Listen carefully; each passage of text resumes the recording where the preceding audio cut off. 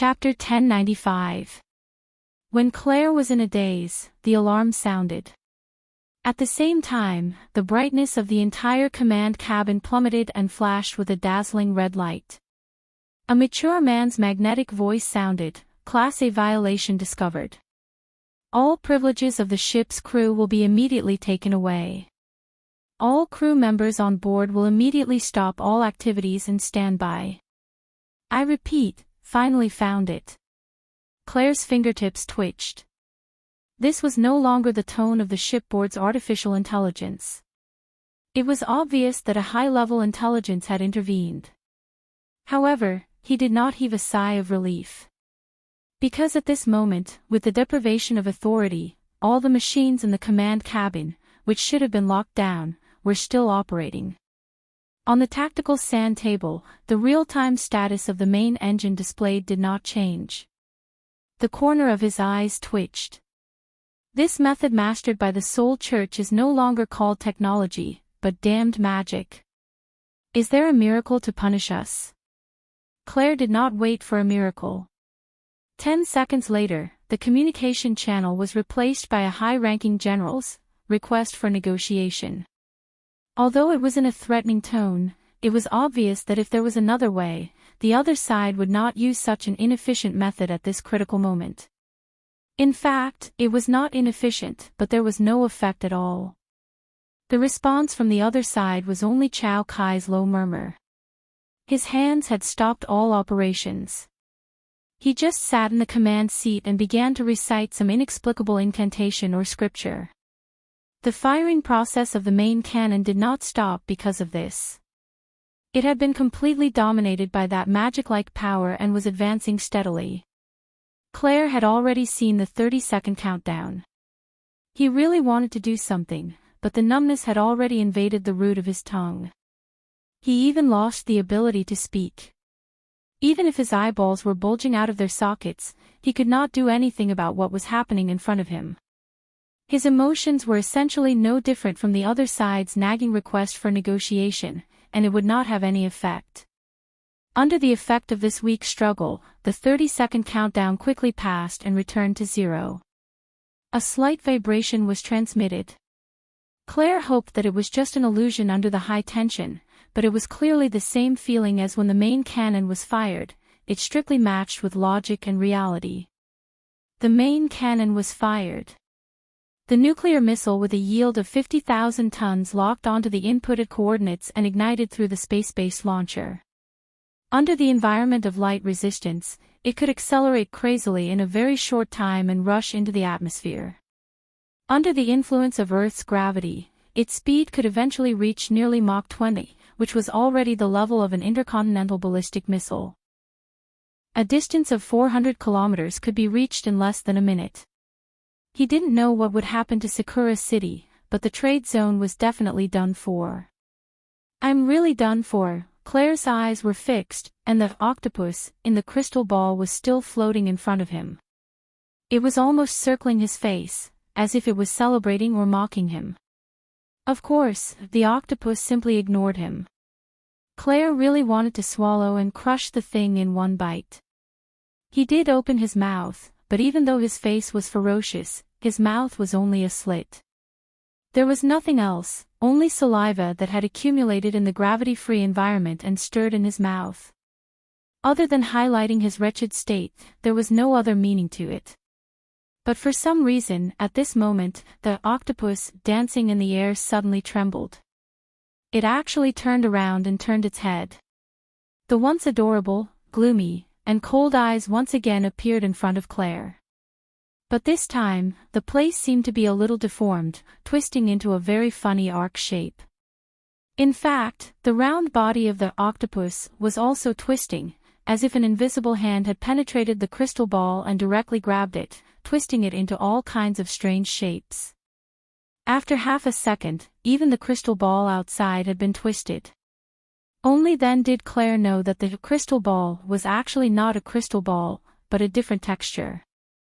He was a little confused. At this time, the chanting in the command cabin was also distorted and deformed, as if it was being strangled by the throat. Claire opened his eyelids with difficulty, but he heard a muffled bang next to his ear. It sounded like it came from the position of the main cannon operating officer opposite him. He could no longer turn his head to look, and it was followed by almost the same sound. This time, it originated from the command seat above him. Almost at the same time, Claire's face was splashed with a warm mark. In fact, there were fragments of similar temperature and texture spreading out within his field of vision. It was like a bewitching flower of flesh had bloomed. It was close to 7:00 in the evening in Band City. The sky had just darkened, and it was the peak of the evening. The temporary magnetic track passage above Beishan Lake opened. Even the trade district at the northern end of the lake could faintly see the blurry belt of light in the distant sky. It was currently covered by dark clouds, meandering and flowing. Move. Eunle had just come down from the upper deck. She had been in a long-distance conference with Meng Chong on the Jadeite Light, as well as Jiang Yuanjin and the others in D-City. They were discussing how to adjust the blood flame order after Luo Nan's high-key and powerful style of doing things. They talked about how the high-level conference, which had been brewing for many days, was about to begin. More new information needed to be formed, so they temporarily paused. They were prepared to make further plans after the conference. She clearly knew the truth, but Eunle still wasn't quite used to Luo Nan's phenomenal performance of showing off his invincible might tens of thousands of kilometers away while sleeping on the yacht. She subconsciously headed toward the cabin Luo Nan was in. Eunle habitually glanced at a corner after entering the main hall of the lower deck. Not surprisingly, she saw Snake Tongue hugging her knees. She was leaning there, her entire face buried in her knees. Snake Tongue didn't react to Eunle's arrival at all.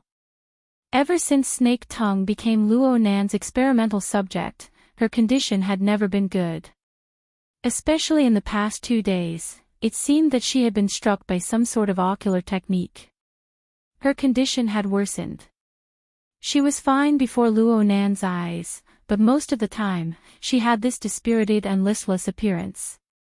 Eunle gave up on communicating with Snake Tongue.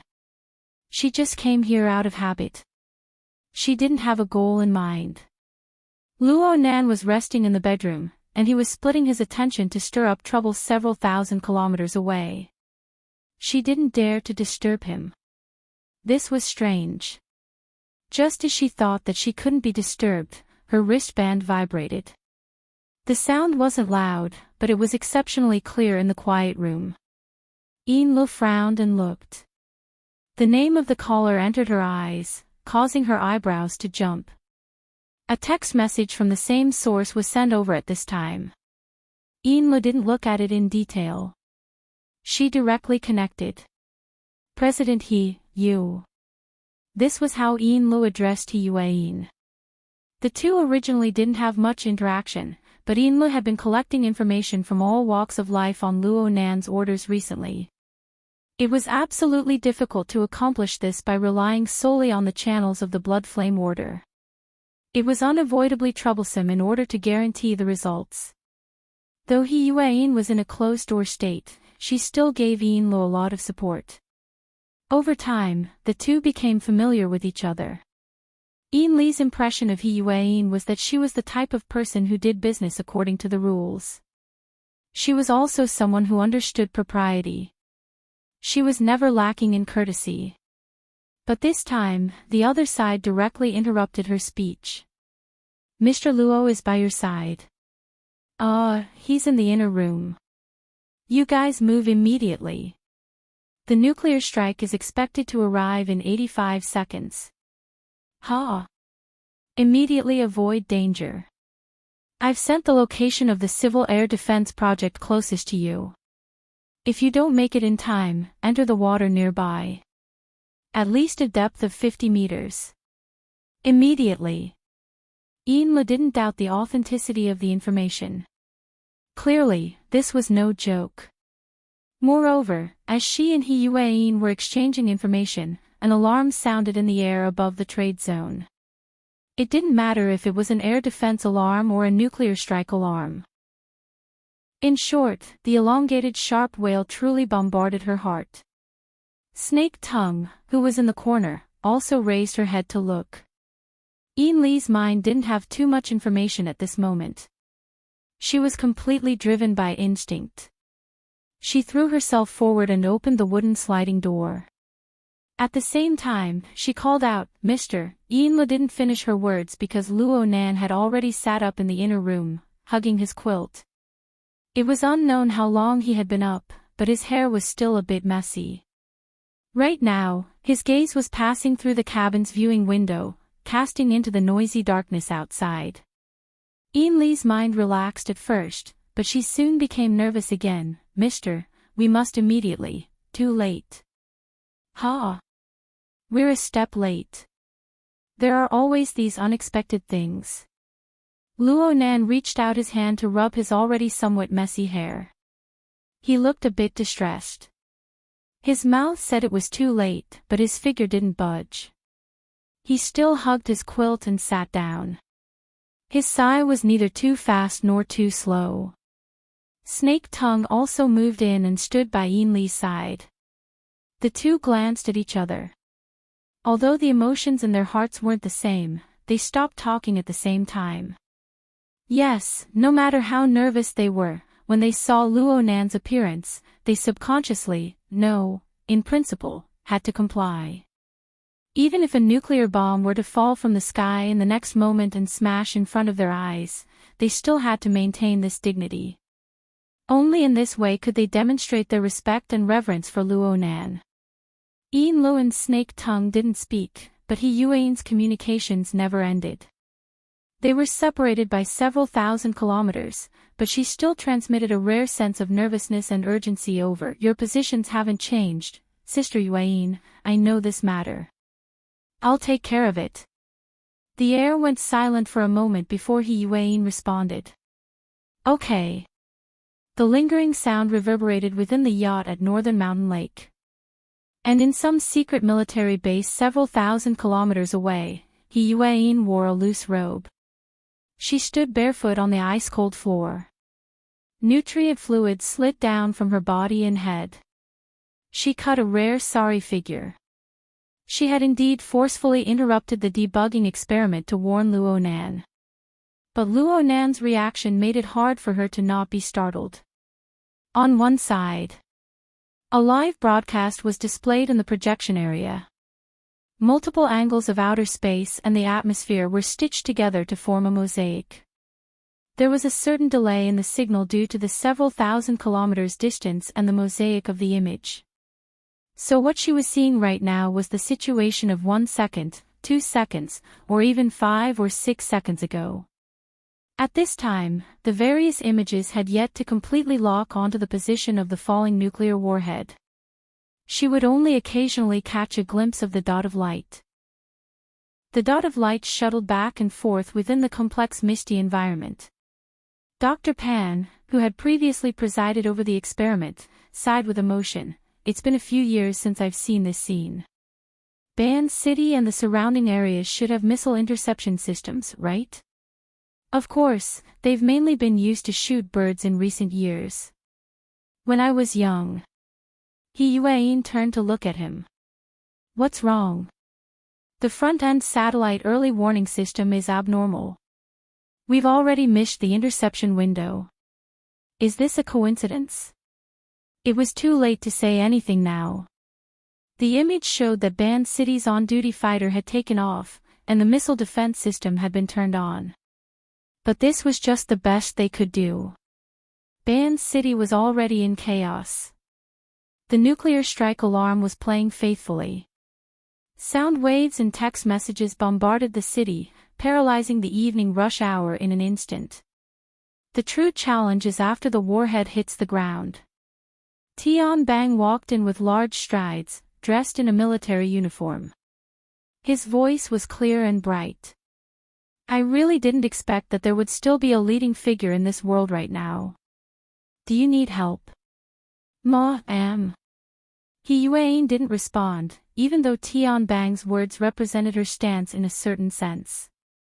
85 seconds was very short, but it was also very long. She had already done quite a few things, but they all seemed to be meaningless. But in the end, she remembered Luo Nan's calm response. The mid-course interception failed. Actually, there was no mid-course interception at all. Tian Bang sighed as he watched. Space-based weapons were like this. Low resistance, high speed, short range. After breaking through the atmosphere, their speed exceeded Mach 20, bringing enormous pressure to the terminal anti-missile system. The reaction time was too limited. There's still 20 seconds, the time of destruction was already madly jumping toward the end and the time it took to speak. The first wave shouldn't be a problem. Tian Bang unconsciously sped up his speech to express his opinion. They had given nearly a minute and a half of warning time. The surrounding environment was still fine.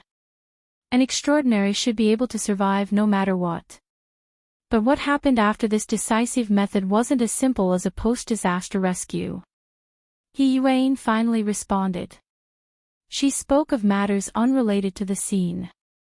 The Amaterasu court has taken to the sky. It's heading toward Beishan Lake. Interception. My ass. Hey. Were they really not going to do anything? Tian Bang's mouth really couldn't keep up at this time. On the contrary, the military personnel in charge of monitoring and interception used highly reduced professional terms to form a storm that assaulted the eardrums through the live broadcast signal. Compared to the quick and calm terms used by the long-range personnel, the information link near Ban City was perhaps more representative. Someone, possibly a pilot, had already begun to yell. At this time, the high-speed camera captured a few effective frames. The high heat reaction of the nuclear warhead was displayed as a dot of light falling from the sky in the dim image of the thermal imaging. And behind it was the despairing chain trajectory of an electromagnetic cannon that brushed past. The countdown had already entered 10 seconds. Perhaps it was 5. All means of interception had failed. The fate of the safe trade zone of Ban City had been decided. Even Tian Bang felt the blood in his entire body accelerate. His pores opened up, and his scalp went slightly numb. He subconsciously opened his eyes wide and his pupils dilated, preparing to receive the terrifying cloud that was about to explode. He Yuan's body suddenly trembled. This was the information that Tian Bang had received from the corner of his eye. But his brain didn't have the time to analyze it further, because at this time, the real scene image that had been pieced together split. It was hard to describe such a change. As a matter of fact, it was just a shadow that suddenly appeared on the real scene. It was so straight that it looked like someone had drawn it with a ruler. It was right in front of the bullet's light spot, and it had directly cut open the void that it was reflecting. Yes, this was the feeling. In the next instant, the dot of light of the warhead entered the shadow, and then, there was no then. The target has disappeared, someone said in the communication channel, and then there was meaningless noise. But Tian Bang saw that the real scene image was clearly fluctuating. It was as if the void was covered in clouds, trying to erase the traces left behind by the shadow. But the shadow was there, stretching across the horizon. There was a sense of disorderly three-dimensional disorder. It was as if one side of the void was curled up and the other side was curled up. It had lost its previous flat appearance, and instead formed a strange scene like a confrontation between two high cliffs. It was more like a festering wound that was difficult to heal in a short period of time. It was exposed in front of everyone's eyes. Chapter 1096. Right now, the professional technicians of the military who were dubbing the real scene images were at a loss for words. Their professional vocabulary was simply incapable of accurately and appropriately describing a phenomenon that exceeded the predetermined rules. Actually, it wasn't just them. Even Tian Bang was a bit stupefied for a time after his initial impression of the scene. He was faced with the results of the images and scans from the sky, from the ground, from the far end, and from the near end. In the end, he simply ridiculed, "Is this a dimensional slash?" Let's call it a rift for the time being. The previous feeling of a deep gorge facing off against a high gorge wasn't wrong. It was like the smooth night sky had been sliced and torn apart by a tyrannical force to form a deep and serene rift. It was still extending, and it was unknown where its bottom led to. Tian Bang's line of sight fell into the hole of the rift. He was unable to pull it out for a while. What's inside? Where does it lead to? If I jump in, will I arrive at a new plane? He Yuan didn't respond. Her focus was clearly different. She used ground monitoring, low-altitude satellites, and other methods to confirm that Luo Nan was unharmed. Then she adjusted her view to a far-off wide-angle mode. It was as if she wanted to find out just how far the rift extended to in the end. Yes, the void rift had a direction. After it swallowed the nuclear warhead, it clearly extended from the west to the east. Its farthest end already far exceeded the current recording range of the real scene images. Even if she changed her view, she wouldn't be able to reach it in a short amount of time. Many people didn't care about where it would extend to. They didn't even understand the situation before their eyes. What was the point of expanding it in a hurry? Clearly, He Yuan wasn't that bored. Soon, Tian Bang understood. She wanted to establish a link between two important links. The rift above Northern Mountain Lake and the aircraft heading towards Northern Mountain Lake. It also seemed to be able to connect. It wasn't He Yuan's conceptual connection.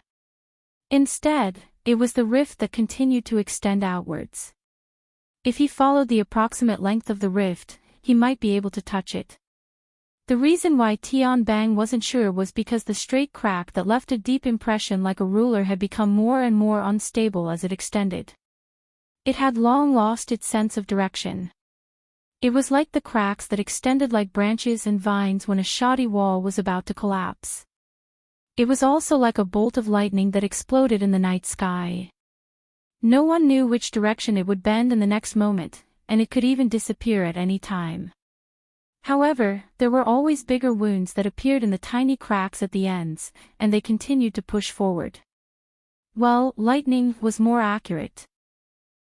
The description was complicated, but in reality, the speed at which the void cracks were advancing was extremely fast. It wasn't any slower than the speed of a nuclear warhead. At the edges of the cracks, there were some that were moving, some that were expanding, and some that had already healed, revealing different forms. However, the front end that extended outwards had already exceeded the recording range of the high-speed cameras. Even if He Yuan had already intentionally chosen to view from afar, she could only barely keep up. There was no need to even mention the details. I feel like it's going to collapse. Tian Bang murmured. Ha! Dr. Pan did not understand. Don't you feel like this? It feels like the vault of heaven might collapse at any time. Sure enough, shoddy walls are more appropriate. This time, Dr. Pan understood half of what Luo Nan said, but it wasn't good for him to delve deeper. This was because the front end of the void crack that seemed like it could disappear at any time, but it was still advancing at a terrifying speed. It had already entered the same lens as the Amaterasu quartz flying device, which was moving at a similar speed. They're going to collide. Tian Bang whistled. Rather than saying this was a judgment, it was better to say that he was looking forward to a play. From the direction that the void crack was extending in, it could be seen that Mr. Luo Nan, the one who drew the crack, had a comprehensive understanding of the entire situation. At the very least, he seemed to have a clear understanding of who it was that had tossed a nuclear warhead down above his head. Then, were the two sides going to fight now? A fight between extraordinary levels. Now. Tian Bang suddenly found it hard to laugh when he thought deeper into the matter. The two sides came at each other at high speeds. They didn't give the spectators too much time to evaluate and guess. The distance between them rapidly shrunk as they drew closer to each other. Then, they brushed past each other. Tian Bang subconsciously narrowed his eyes the instant they brushed past each other. But nothing happened between the two, if not for the violent undulation of the flying device at the edge of the void crack. Tian Bang keenly sensed that the undulation of the flying device didn't seem to be caused by turbulence in the air. Instead, it was more like a picture on a warped sticker. Even the void that bore it was warping and fluctuating. Wow! He let out an emotional exclamation. The problem was that this kind of turbulence wasn't the main show. This was because the void crack continued to extend at an astonishing speed. If this continued, then the area it extended to, the Amaterasu Court. The Amaterasu Court was located in the open sea east of Ban City. The position where the sun rose represented the Amaterasu Order's transcendent and powerful control over the city of 10,000 gods. Honestly speaking, it wasn't that far away. At the very least, it was nothing compared to the speed at which the void crack was extending. Tian Bang, who was at the side, did not have much room to ponder. In just a few breaths' time, in the east, half of the sky that was already filled with greenish-black colors suddenly shone brightly. It was as if a sun had leaped out more than 10 hours in advance. Or was it a nuclear bomb that had crashed there? Tian Bang really thought so. But after a long time, he didn't see a mushroom cloud rise, nor did he hear any explosion. He couldn't help but feel a little confused.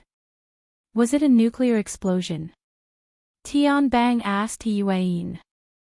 The latter also shook her head. Although it was convenient, it would still miss a considerable amount of information.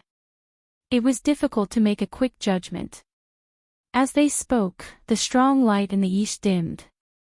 In this barely visible light, the spreading of the void crack finally seemed to be hindered. It was as if there was some kind of power in the strong light that was resisting it. Or more accurately, it was an invisible barrier that no one had discovered before. It was blocking in front of the void crack and was slowly appearing under the collision. In a sense, the void crack was spreading. But it was no longer like before, where it seemed to be tearing the sky apart. Instead, it began to spread. It was as if an invisible porcelain had been smashed in the void, and a spiderweb-like crack appeared. And in the inner layer of the crack, which was the depths of the strong light, there seemed to be vaguely a tree trunk, branches, and leaves, as well as the corresponding veins, extending outwards. This wasn't just a description, it was an actual image. There really was a giant tree that towered into the sky. Its canopy was like the clouds, but it was also colorful. It filled more than half of the lens, and it was far from being able to capture it. It felt as if its branches and leaves had even spread to the coastline of Ban City, and were moving towards a deeper area. But now, a small half of this scene had already been torn apart by the void crack. One could vaguely see thick branches and gorgeous colorful leaves breaking off and flying down. They came from nothingness, and returned to nothingness. No matter who it was, no matter how close or far, when they saw this scene, they were all momentarily speechless. And this scene didn't last for too long. As the strong light continued to weaken, the giant tree that towered into the sky also dimmed. Even the void crack that had caused everything to explode seemed to have been filled with too much light. Finally, its momentum dissipated, and it gradually closed up without a trace. Another few seconds passed. Everyone's line of sight was once again covered by the curtain of night that should have been present during nightfall. The sea and sky to the east of Ban City were once again vast and boundless. And in every corner of the city, shrill sirens, noisy shouts, car horns, and other sounds became embellishments of the current situation. Oh my, why did you have to make such a mess? Mo, who was in the aircraft, had just experienced a turbulence that wasn't caused by air turbulence. With her highly sensitive senses, she could even hear the many circuits of the aircraft, and the groans of the outer shell cracking and shaking. The various furnishings in the luxurious cabin that she was in were also a mess. Most importantly, she was already all alone. The two people who were originally riding with her were forced to return to take charge of the defense of the god court the moment the void crack appeared. They didn't even greet them. This was really rude. That's right. An unexpected result. Mola laughed in self-mockery. She raised her wine cup. The cup contained a bit of wine that she had saved from a spilled wine bottle. She didn't mind. She let the translucent wine swirl around the rim of the cup and between her lips and teeth, just like the undulating void. Compared to this, the wine was really dull and tasteless. She's younger than me by 10 years. Is it because of her talent, or is there some other reason? In any case, it looks delicious. Her teeth streaked across the wine, and she rubbed her lips that were painted light purple. Blood slowly came out. She didn't feel any pain. Instead, her smile became all the more bewitching. But in the next second, she confirmed the direction of the aircraft. She rolled her eyes, got up, and walked into the cockpit with large strides. Are you trying to bring me to my death? It's troublesome, the wrong angle. How can I go to the Amaterasu God Court, Sia City? Thank you. Speaking of which, do you have enough fuel? Registration for the intercity aircraft? Visiting relatives. My blood sister is there. Yeah, there's a cheap master there too. The aircraft brushed shoulders with the low-flying fighter jet. Going to Sia City required flying over the skies of Ban City. There were still some rational pilots who took a detour around Beishan Lake. The problem was that in the eyes of some people, this so-called detour was meaningless. Mola could clearly feel that when the aircraft passed through the thick clouds above Ban City, the cracks in the void and the powerful light couldn't completely tear through them. Her body and soul structure clearly had a sort of marvelous penetrative feeling. Mola maintained her smile, and this feeling quickly disappeared without a trace. She didn't say anything else. Of course, it was also possible that he had entered a level that she still couldn't reach. She didn't bother about this. She just drained the remaining wine in her cup in one gulp. Very gentlemanly. Delicious boy. Yuan and Tian Bang were thousands of kilometers away, especially on the level of extraordinaries. It was really hard for them to grasp the details of the situation over at Ban City. But no matter what was said, the most difficult and complicated period should have passed as the aircraft passed through the skies above Ban City and headed in the direction of the old continent. There was no follow-up from the direction of the Amaterasu God Court or the direction of Beishan Lake. Both sides entered a seemingly tacit state of silence. It was frail, but it gave one a narcotic sense of security. Yuan's eyebrows relaxed a bit, but she cut a bit of a sorry figure at the moment. She said, I'll go take care of it. Tian Bang said without thinking, I don't mind. Yuan didn't respond at all. She just left. Tian Bang shrugged his shoulders, his gaze sweeping over the live image. There was no longer any meaning in the situation over at Ban City. The few people who stood at the very top of the world were taking revenge on one side while stealing from the main camp. Their thoughts were clear, and the results were vague yet barely acceptable. They wouldn't be able to find the trigger to erupt in a short amount of time, probably. After all, even if the changes on the level of extraordinaries were laid out before their eyes, they wouldn't be able to understand them. In comparison, he was a bit more interested in tracing back to the source. The problem was that his position in the army system was relatively high. He didn't have much of a card to play on the side of the independent Air Force.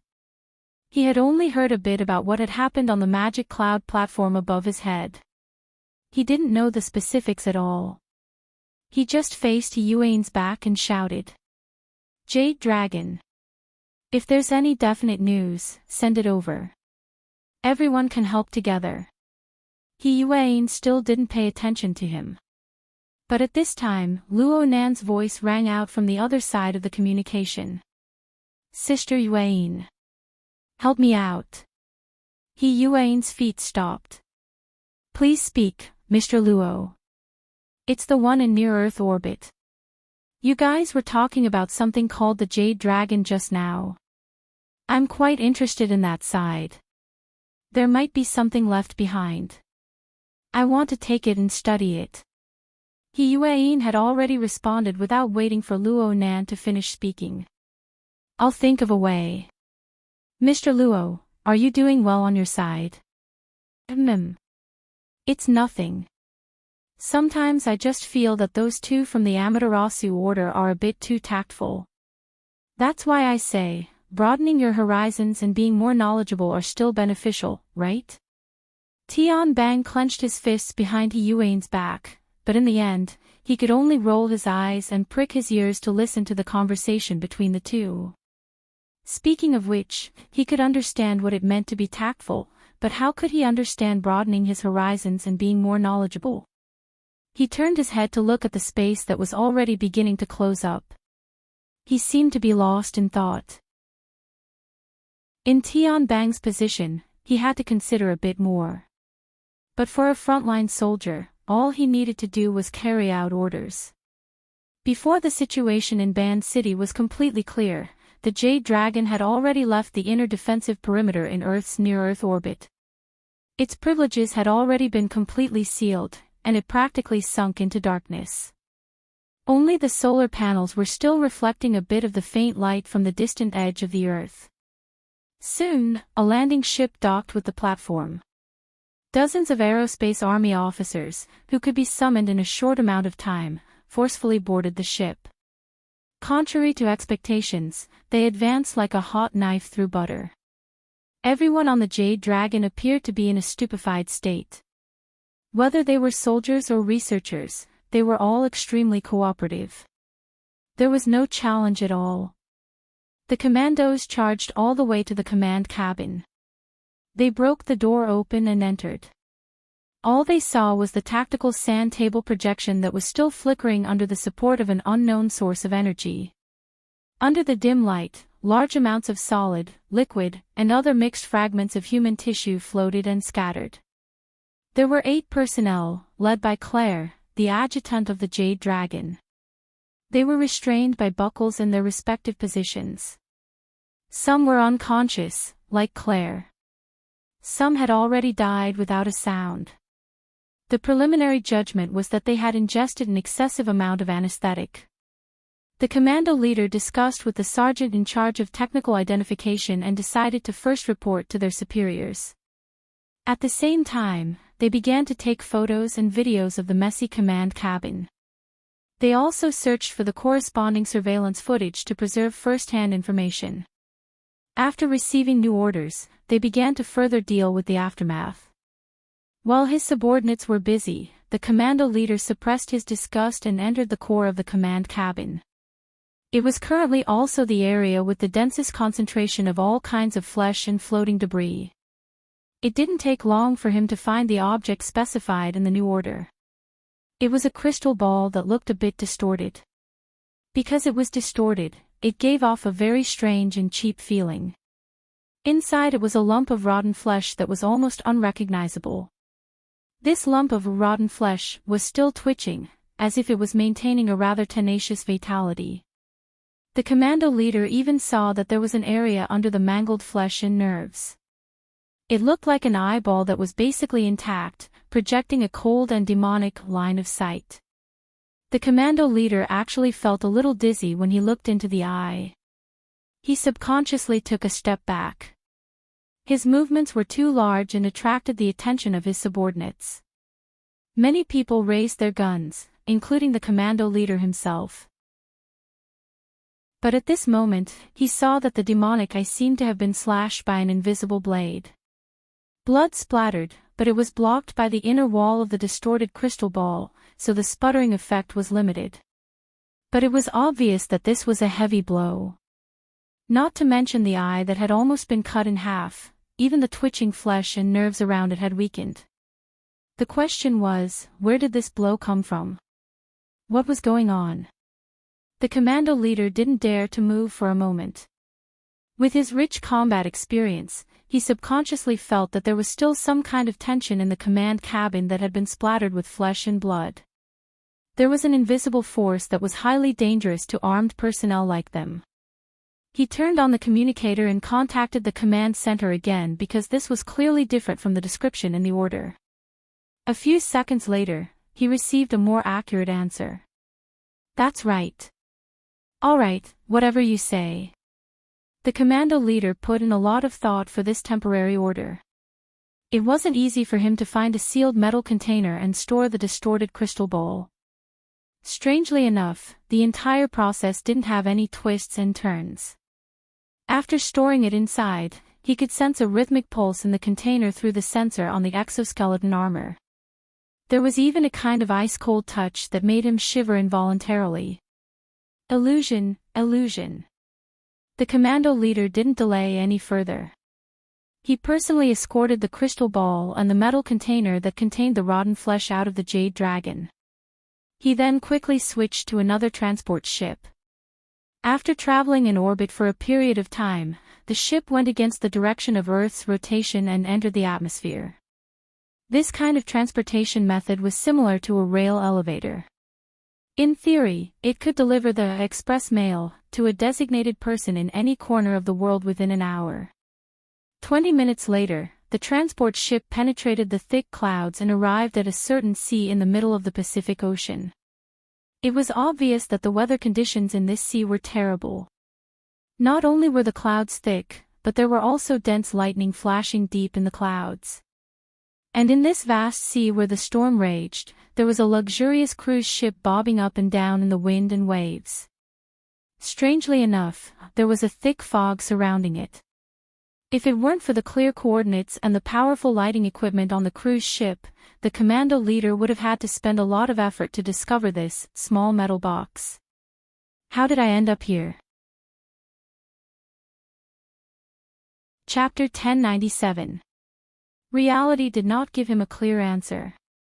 Since there was no platform on the luxurious cruise ship that could take off and land an interstellar transport ship, the assault team leader had to exit the cabin and use the short-range flight function of the exoskeleton armor to land directly on the cruise ship, cross the last kilometer, and deliver the goods to his doorstep. Without a doubt, someone who could use military resources like this and use such resources had to be someone with great power. If it was just to satisfy some people's curiosity, it would be fine, and it could even be called fooling around. But when it came to the mastermind behind this matter, or even to destroy physical evidence, it should not be. As a qualified professional soldier, the assault team leader should not be so crazy in his mind, but in the current situation, he could not help but think too much. When he opened the hatch, he subconsciously checked the black box inside the armor. Only then did he jump and use the short-range jet engine on the exoskeleton armor to pierce through the layers of clouds and quickly approach the luxurious yacht. Almost the moment he exited the cabin and flew down, the high-precision radar had already reported many reaction signals that could pose a threat to him. The assault team leader almost crashed back into the transport ship. It was also at this time that his superior gave him a timely comfort and warning. "You don't have to worry about anything. Deliver the goods safely to the designated person, and you will be given credit." This is more like an illegal operation, the assault team leader cursed in his heart, but he still braced himself and moved toward the luxurious yacht under the blinking warning lights. When he was only about 200 meters away from the yacht, a voice finally sounded from the previously designated temporary communication channel. "Please come to this position." The assault team leader pursed his lips and swore to be a mute tool. He listened to the arrangements on the other side, drew a small arc around the hull, and arrived above the precise coordinates given by the other party. His vision passed through the thick fog. He felt that this should be a pool deck, a place where the rich played and indulged themselves. However, the visibility here was terrible. It was as if the pool that originally stored water had become a place where clouds and fog had accumulated. Since it was already nighttime, ordinary people could really get lost here.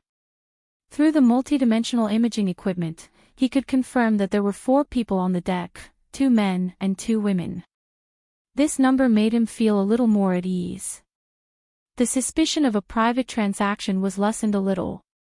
Temporarily dispelling the distracting thoughts in his mind, the assault captain adjusted the exoskeleton armor to hover mode and descended.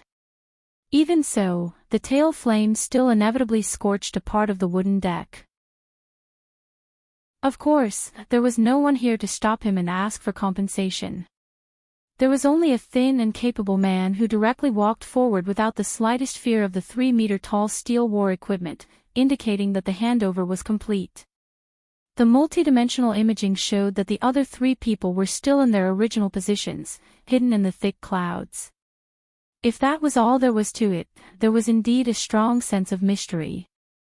But a woman's lively voice suddenly shattered the atmosphere. "That's it. No wonder you're secretary, he. What a great honor. Ah, little Zhang, you are making things too complicated. This has nothing to do with face.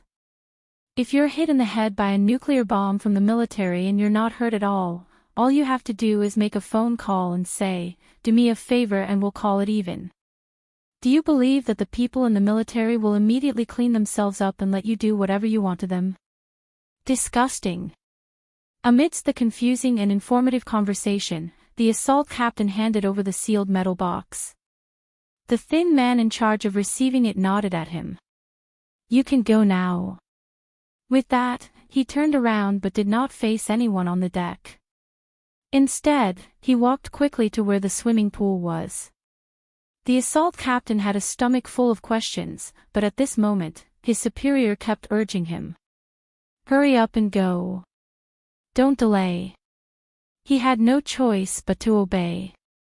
He adjusted the hover mode and increased the power of the jet engine, causing the charred part of the deck below to really burn. Because of the high heat that was emitted, a part of the clouds was blown away, causing the thick fog above the swimming pool to disperse a little, revealing a vague figure above. It was not one of the 4 people that had been detected earlier. That person was also hovering in the air, at the same height as him. However, he was not wrapped in the exoskeleton armor, nor did he have any engine to support him. He just quietly hovered like a cold ghost. The assault captain shuddered. When he wanted to take a closer look, the exoskeleton armor had already sped up, and soon, he was more than 100 meters in the air. When he looked down again, the fog had covered the deck again, and he could not see anything. As for multidimensional imaging, enhanced scanning, and so on. Please, he was not an idiot. The assault captain was not stupid. He strictly followed the instructions and directly deleted the temporary channel, putting an end to this matter. However, it was difficult to control a person's heart. He could not hide his curiosity, and while the distance between them increased, he subconsciously lowered his head to take another look. Speaking of which, it was strange. He was already hundreds of meters in the air, but the farther he got, the clearer the deck became. He could vaguely see the 5 figures, especially the one floating above the swimming pool. It was that person. He seemed to have already obtained the metal box with the strange crystal ball and rotten meat sealed inside. Then, he raised his head and looked over.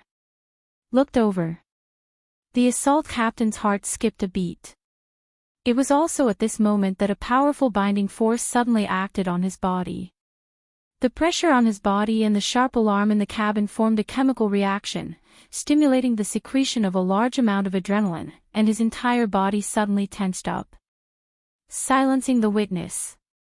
He cried out in his mind. He practically increased the output power of the engine by instinct, but the power also rose along with it. It was to the extent that the value on the altimeter didn't increase. Instead, it flew down. As for the assault captain, he felt as if he had gone from a gravity-free environment to 10 gs in an instant. It was to the extent that his vision went black, and his consciousness went blank for a second or two, maybe even longer. Bang! By the time he came back to his senses, the exoskeleton armor had already returned to the deck. Its landing posture was actually quite appropriate. Aside from the empty deck, there was also the pilot, who was spinning around. At this time, another message came from his superior, Danilo, there's been a change of orders. You stay there and assist in completing the new mission. You also need to eliminate the possible infection. I wish you good luck. What? What the hell are you doing? Zhang Yingying shouted towards the sky above the swimming pool. She had heard the news of the nuclear bomb descending on Osaka City. She was unable to contact the real person, so she ran over to look for her avatar. She never expected to see such a scene. She was the one with the least amount of information in this group. She was more and more unable to understand what was going on. Get back the evidence. Luo Nan said some nonsense. Isn't that place closer to Osaka City? The conditions here are better. It's more suitable for collecting and organizing materials. As Luo Nan spoke, the more agile control lines of the magnetite mica had already pierced through the twisted crystal ball and rotten flesh countless times. It used its unique perspective to observe. Zhang Yingying was completely unaware of this. She just asked, "What the hell is this?" "A mutant." "It should be, and it's highly contagious. At the very least, the one who sent it over has already been infected." Luo Nan's hands were filled with dense water vapor. He had already created layers of isolation. "So stay away." "Hey, what about Meng Chong?" "There's no problem at the moment. The possibility of ability users suffering from mutant infection has always been very small. However, the space-based platform needs to be screened. I just talked to Sister Yuan." While speaking, Luo Nan simply sent the source of infection into the spatial fault to eliminate hidden dangers. At this time, Black Lion, who had been drooling to join in on the fun, called out from the side of the swimming pool, "Brother Luo Nan, that meeting has started." They were indeed late due to this incident in the middle of the meeting. Perhaps they had already missed one or two items on the agenda. "Since we're late, it doesn't matter if we delay a bit longer. There's nothing interesting ahead anyway." Luo Nan had a completely indifferent attitude. He waited for Meng Chong to bring the highly suspected infected courier out of the cabin. Meng Chong began to explain and settle them down, and then Luo Nan's figure disappeared into the mist once more. Well, this guy really wasn't willing to cooperate. That's right. Anyone who just had a nuclear warhead smashed into their head, whether it exploded or not, would not let a formalistic meeting take up their time. Black Lion shrugged. He didn't care. The reason why he spoke was because he was entrusted by someone to pass the message. But what could he do if Luo Nan didn't cooperate? Luo Nan had the qualifications to be willful. Frankly speaking, Black Lion still hadn't completely digested the events that happened over at Ban City. He didn't have the mood to participate in the meeting and watch Abner play all kinds of political maneuvers. Even if the meeting was held for 10 days and 10 nights, could he analyze how Luo Nan did it? Could he finally figure out how this underage child grasped the secrets of inconceivable power in such a short amount of time? He couldn't. If he couldn't, then what the hell was he doing? The human heart always had its ups and downs. For a time, Black Lion's interest was dull. He waved goodbye to Luo Nan and prepared to find a secluded place to sort out his thoughts and emotions. He didn't walk far before someone called him again. Black Lion looked at the contact and his lips curled. It was Old L's call. This old thing, who had been eliminated in a dishonorable manner, took the initiative to get involved again after a few hours of psychological and physiological adjustment.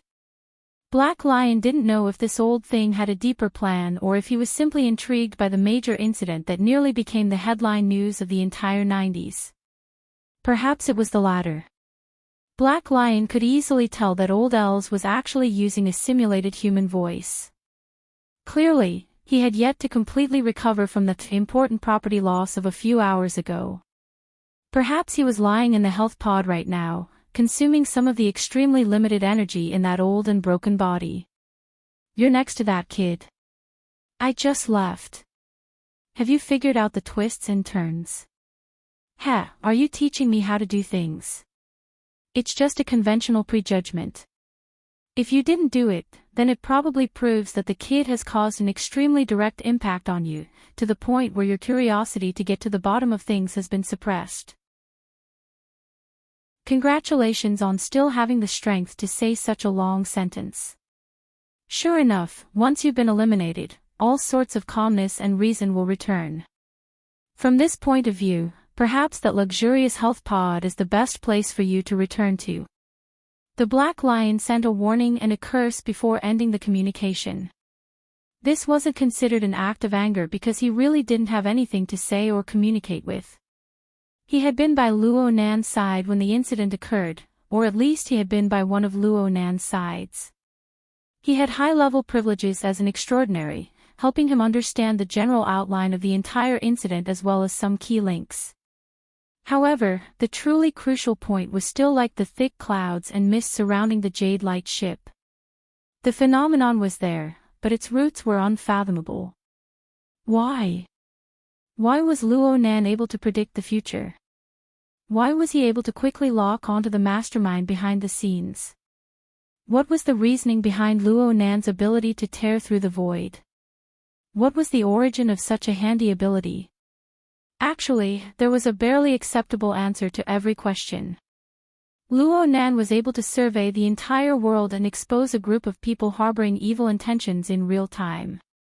Why was he unable to discover the plot in near-Earth orbit that was only 400 kilometers away? Luo Nan was able to send a group of billionaires and experts in the field of distortion research to the roof of the world. What was the big deal with dealing with a falling nuclear warhead with such a method of warping space and time? As for the origin of the ability and method, everything would be fine if he pushed it to the new plane. However, the crux of the problem was never whether or not a reason could be found. Instead, it was the reason, the ability, and where the true boundaries of it were. Was this a momentary stroke of luck, or was it an inevitable outcome? Would this always be the result when they faced similar incidents in the future? This was a very serious judgment question. It determined whether they were facing a person with powerful abilities or an omniscient and omnipotent God. Of course, the possibility of the latter was far, far too low. But looking at it from a realistic point of view, it would be safer to take the attitude one would have when facing a god before the boundaries were explored. Black Lion's mind stirred slightly at this time. He suddenly understood a bit. The mastermind behind the scenes who created such a major incident might have some intentions. Where in the world were the boundaries of Luo Nan's ability? It wasn't just the mastermind behind the scenes. Perhaps all the magistrates of the world, and even all the curious people, would do everything in their power to probe. Old Els would go all out to communicate with Luo Nan. Frankly speaking, he had the same thoughts. As for Luo Nan, what would he do? Black Lion tried to put himself in Luo Nan's shoes, but he was unable to do so in the end. This had nothing to do with Luo Nan's personality. Instead, when Black Lion did some deep thinking, he discovered that he was already unable to imagine a fellow like Luo Nan. What he saw and felt, and what sort of thinking was formed on the basis of these feelings and experiences.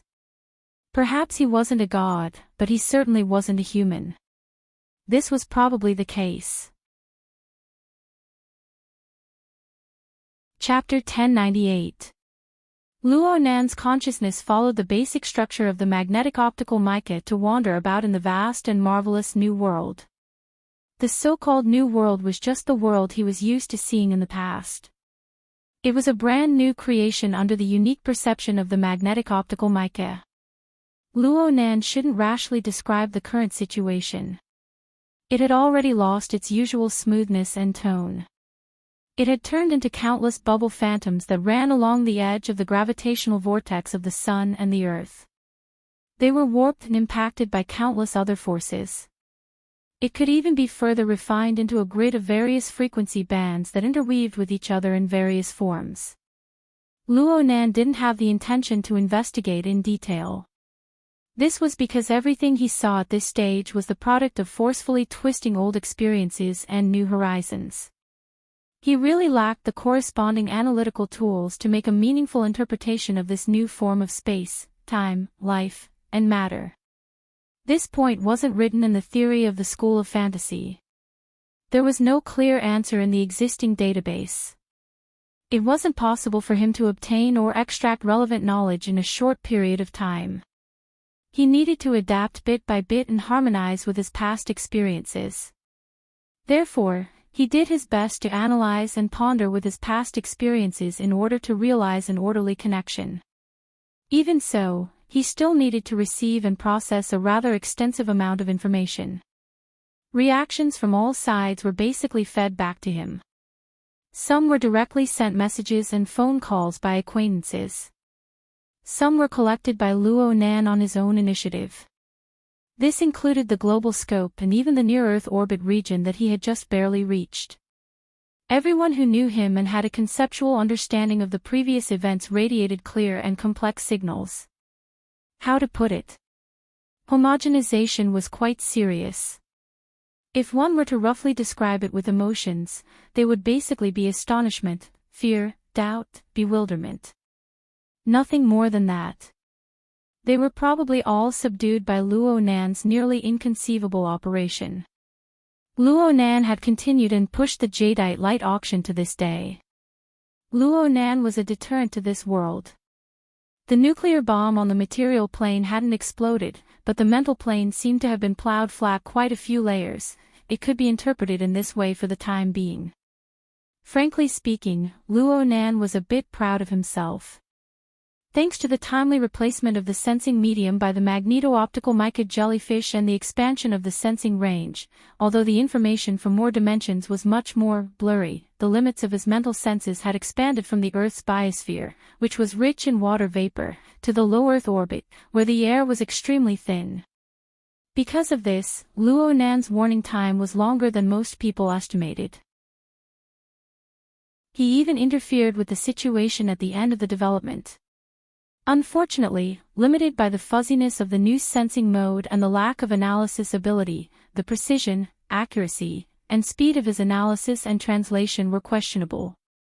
In the end, he was still one step slower, and the main cannon of the space-based platform was launched successfully. But this also left room for him to perform even more shocking moves. Luo Nan still relied on the magneto-optical mica for his second stage of operation. At the very least, he relied on it partially. At this moment, in the magnificent palace in his spiritual world, two figures became clearer and clearer. One was the magneto-optical mica, the other was the shadow cockroach. In comparison, the latter was even more agile, as if it would break through the restraints of the palace's space in the next moment and dive into the real world. Of course, it was only as if. Again, without the foundation of the material plane, no matter how clear the structure and image was, it was impossible to restore it to the level of reality. In particular, the shadow cockroach was an extremely special existence. From his experience at the relay station, Luo Nan knew that it was very difficult for this thing to survive on the material plane of the local spacetime. It simply did not belong to this spacetime. There was a saying that the shadow cockroach was not an independent life form. It was the tentacle of some terrifying demon in the spacetime of the outer realm. Only the special ability of the magneto-optical mica could open the realm gate. Only then could Luo Nan take it by surprise and throw it into the local spacetime, achieving an instantaneous spacetime cleave. At the present stage, the magneto-optical mica that Luo Nan had cultivated was merely a larva. Sorry, Luo Nan had yet to research an operational plan to open the realm gate. When all was said and done, the attack that tore through the void was just a reference to Luo Nan's past memories and the structure that appeared in the palace of the mind. Luo Nan fused his own understanding of the structure of spacetime into a successful imitation. That was all. It was because of this that the very first crack in the void was perfectly straight. It was filled with traces of artificiality. But the more time passed, the more Luo Nan was able to experience the miraculous power of the shadow cockroach crossing worlds to come like a butcher dismembering an ox. The shadow cockroach followed the warped lines of spacetime and easily tore through the relay station spacetime barrier and the bloodshed field. Therefore, the more the crack in the void extended, the more it had a bit of the charm of the shadow cockroach tearing through space at the relay station. Of course, this was all he could do for now.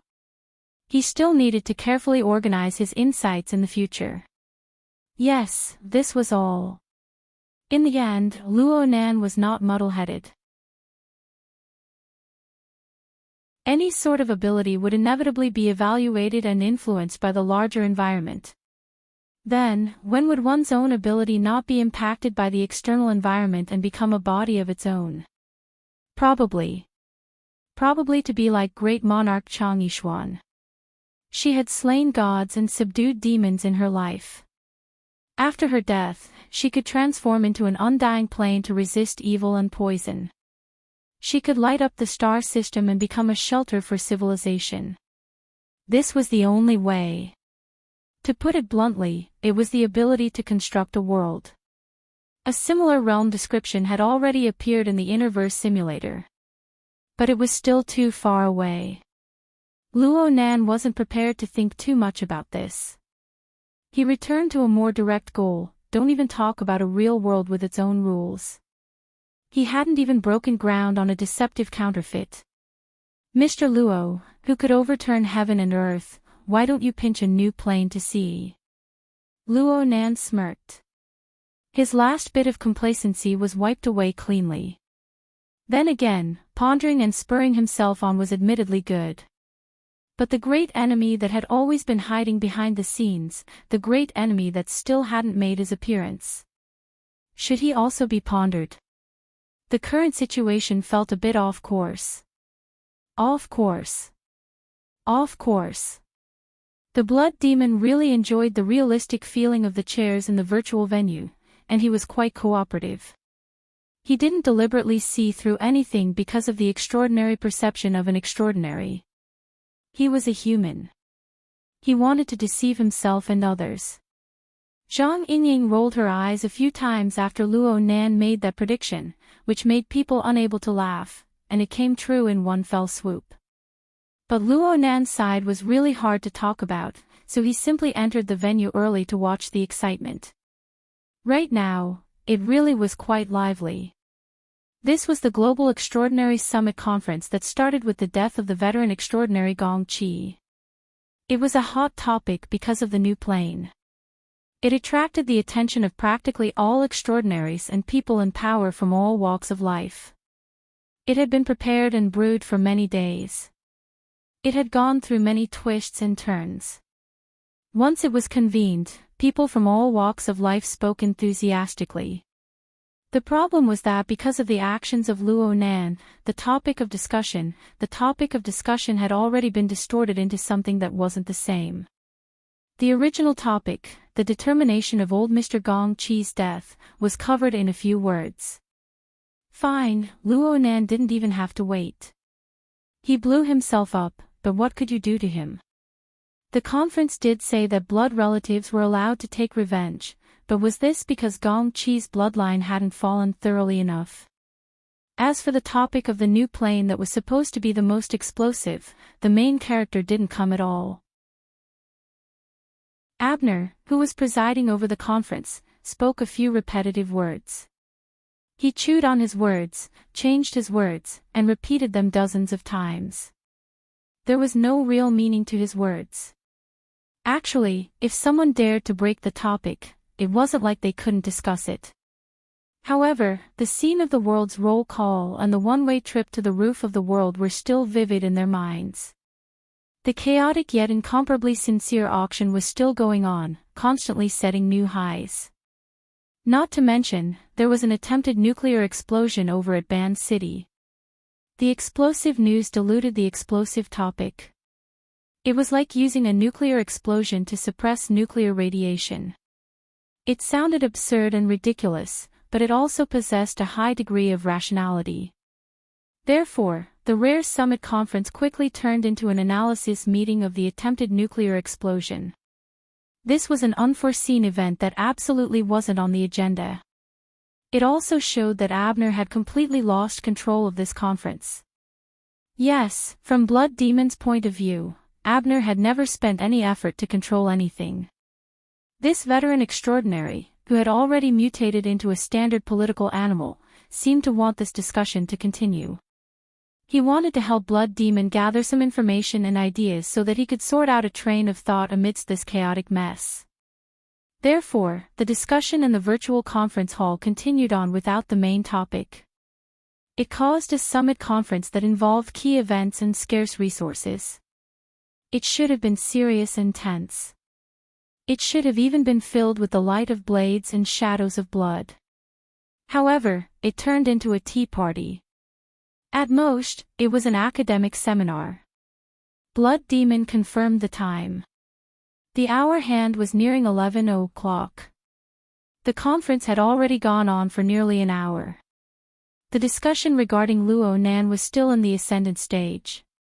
It seemed that it wouldn't hurt to talk for an entire night. Several core big shots, including Abner, had tacitly agreed. Clearly, they weren't just interested. They were also waiting. They were waiting for the arrival of the fellow who could make this conference truly meaningful. While he was thinking, colorful light gathered to the side. A new projection cut in. This projection was guided by the conference system. It directly entered the innermost round table sequence. Blood Demon's mind was roused. He's here. Within the virtual conference hall, the participants all received the relevant information, whether it was through watching or through the system's prompts. Their thoughts converged in the first instant. That's right. It was Luo Nan. This young man, who easily pulled apart the age gap between him and everyone else in the conference hall, appeared in his position. His position reflected the details. Luo Nan's position was on the opposite side of Abner, the convener and host of the conference. The two's positions were slightly staggered to avoid being directly opposite each other. Luo Nan gave the opposite position to the two members of the Amaterasu order. It was worth mentioning that this position adjustment was made urgently after the nuclear bomb incident. This wasn't just a recognition of Luo Nan's position, it was also Abner's attitude. Only the heavens knew whether or not Luo Nan would be able to accept this little detail. From the looks of it, this young man's focus was clearly not here. It was no wonder that True God and the Pope didn't appear at this conference. The designed opposition and shield were already meaningless. But it was the absence of these two that made people have no choice but to consider whether or not a victor had already been decided behind the anticlimax conflict. It didn't matter if it was in a symbolic or practical sense. Everyone in the conference hall had their own distracting thoughts. Luo Nan, who had entered the virtual conference hall, was also adapting to this new environment. At the very least, he had to convince himself that this scientific illusion was real. He looked around and immediately saw the Blood Demon beside him. He smiled at him, and the latter raised his eyebrows in response. "What's the topic?" Luo Nan asked casually. He didn't expect the clamor in the entire virtual conference hall to quickly recede in these short 2 or 3 seconds until there was nothing left. Only his own voice reverberated in the room. Chapter 1099. Luo Nan did not expect that the atmosphere within the conference hall would be this sensitive, that he would become the focus of everyone in an instant.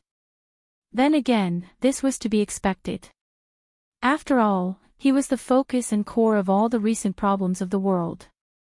Right now, he was quite dissatisfied with his current state. Luckily, he had acted as the host of the auction not too long ago, so he had retained some of his habits. He raised his hand and used a familiar tone to greet everyone.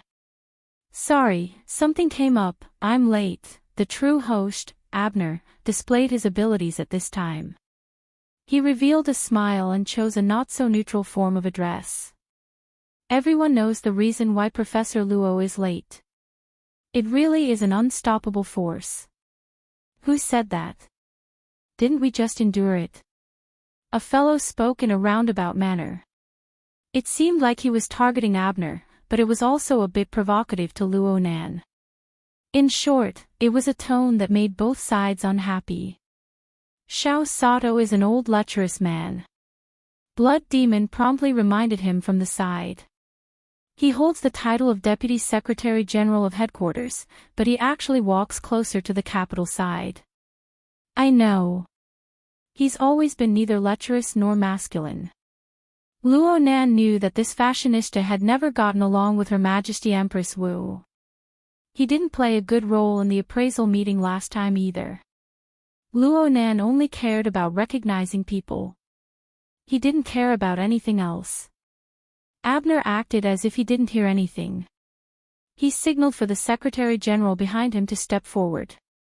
Romanus didn't speak. He didn't have any expression. He just sent Luo Nan a draft of the meeting minutes he had done earlier through the conference system. Luo Nan raised his head to look at this extraordinary whose name sounded a bit similar to his own. He had heard of Romanus before. He was one of the new extraordinaries in recent years. He was said to be an astute and low-key fellow. Now it seemed that he really was low-key. You guys chat. I'm going to take a look. These weren't polite words. Luo Nan still needed to adapt to his new environment. He definitely wouldn't have received this treatment before tonight. He would have been greeted with questions the moment he entered the conference hall. Now, he took the initiative to withdraw from the focal point. It was as if he was giving face. What Luo Nan needed to do right now was indeed related to face.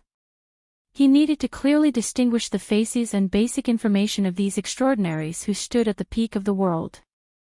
Truthfully speaking, there were over 100 people in this high-level conference, including the spectators. For Luo Nan, who wasn't good at interpersonal relationships, it was a bit difficult to clearly remember so many faces. At this time, you need a deck of cards. Blood Demon sent over an electronic file. It was a copy of the classic extraordinary poker card set that he claimed he was going to release. Yes, it was the version that included Gong Qi and Jin Tong. He flipped through it and found that the index was quite complete. After a brief search, he found out that Romanus was the 2 of spades. He belonged to a more comprehensive or dominant extraordinary. Cecito, on the other hand, was the 3 of clubs. He was a classic psychic. Not only did Blood Demon provide the information, he also took on the responsibility of explaining. Basically, the circle in the middle of the round table is arranged according to the 16 strongest extraordinaries. Of course, some people basically won't appear in this kind of occasion, so it's only natural that there will be more and more people. Just as Blood Demon had said, there were 2 criteria for the strongest 16. One was to include all the flowery cards and character cards, and the other was to slightly relax the criteria, and also include the number 10 card for even goalkeepers. No matter which criteria were used, the core area of the round table was occupied by these 16 to 20 people in this highest level meeting. The other people's seats were more random. Plus, this was a virtual venue. Everyone here wasn't a primary school student, so the seating arrangement was even more chaotic. Under Blood Demon's intimate explanation, Luo Nan immediately gave up on the delusion of recognizing everyone. He just looked at the card deck and examined the people in the core circle first. It didn't matter if there were 20 people or 16 people, not everyone was present. Luo Nan counted. There were only 18 seats in the core circle, but there were only 13 people, including himself, that was all. The Ability User Society occupied a considerable portion of these people: Abner, the current president of headquarters, the convener of the meeting, the host, and the king of spades. Vice President Maluan, who Luo Nan had fought with for a short period of time. He was a powerful fleshly expert. He was the Jack of Hearts. Constance Dalei, the mystic and mental side. He was the master of enchantments. He was the Jack of clubs. Yes, President Ouyang could be counted as well. This was the Jack of spades. Luo Nan waved his hand, and Ouyang Chen adjusted his glasses and smiled in response.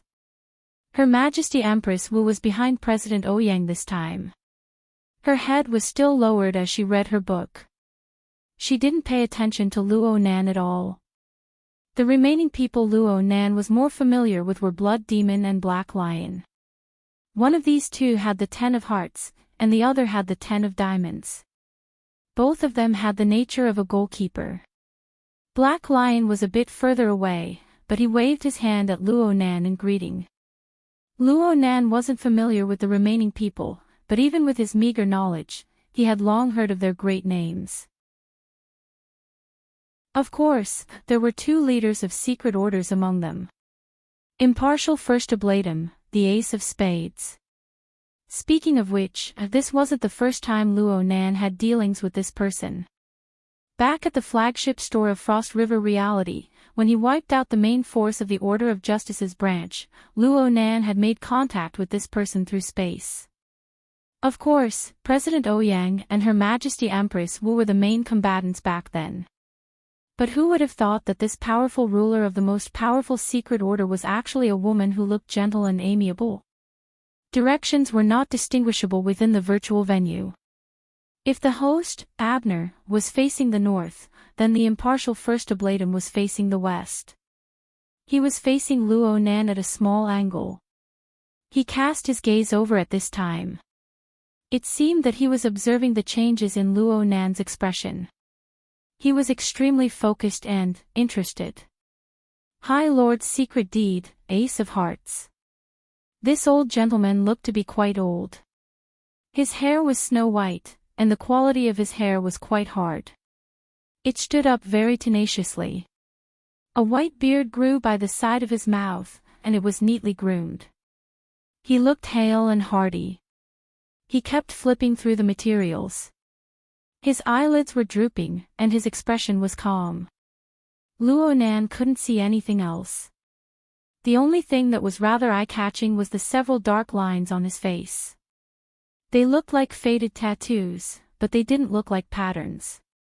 As for why Luo Nan could see them so clearly, aside from the degree of restoration of the virtual venue itself, it was also because this old gentleman was on the other side of Luo Nan.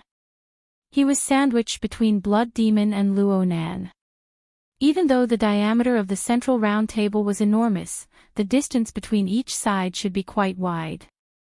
But Luo Nan thought about Blood Demon's previous proposal, which was flatly rejected by Blood Demon. Luo Nan couldn't help but feel that something was off. High Lord's secret deed minded his own business, flipping through the materials.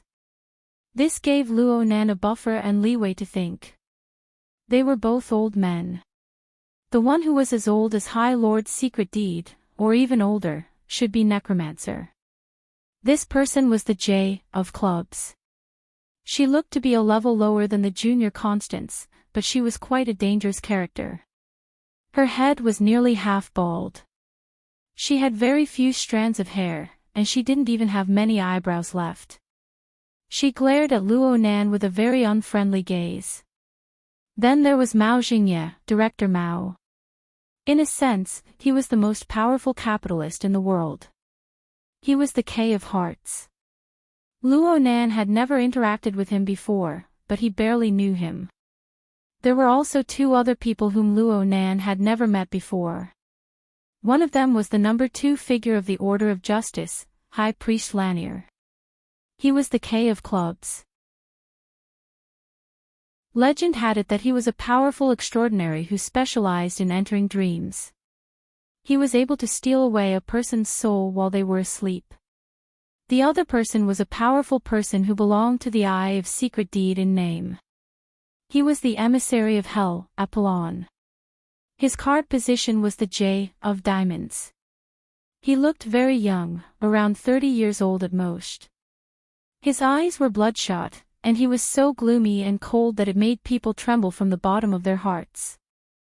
Luo Nan had heard that this person was absolutely not someone who was easy to deal with. He was normally arrogant and unruly.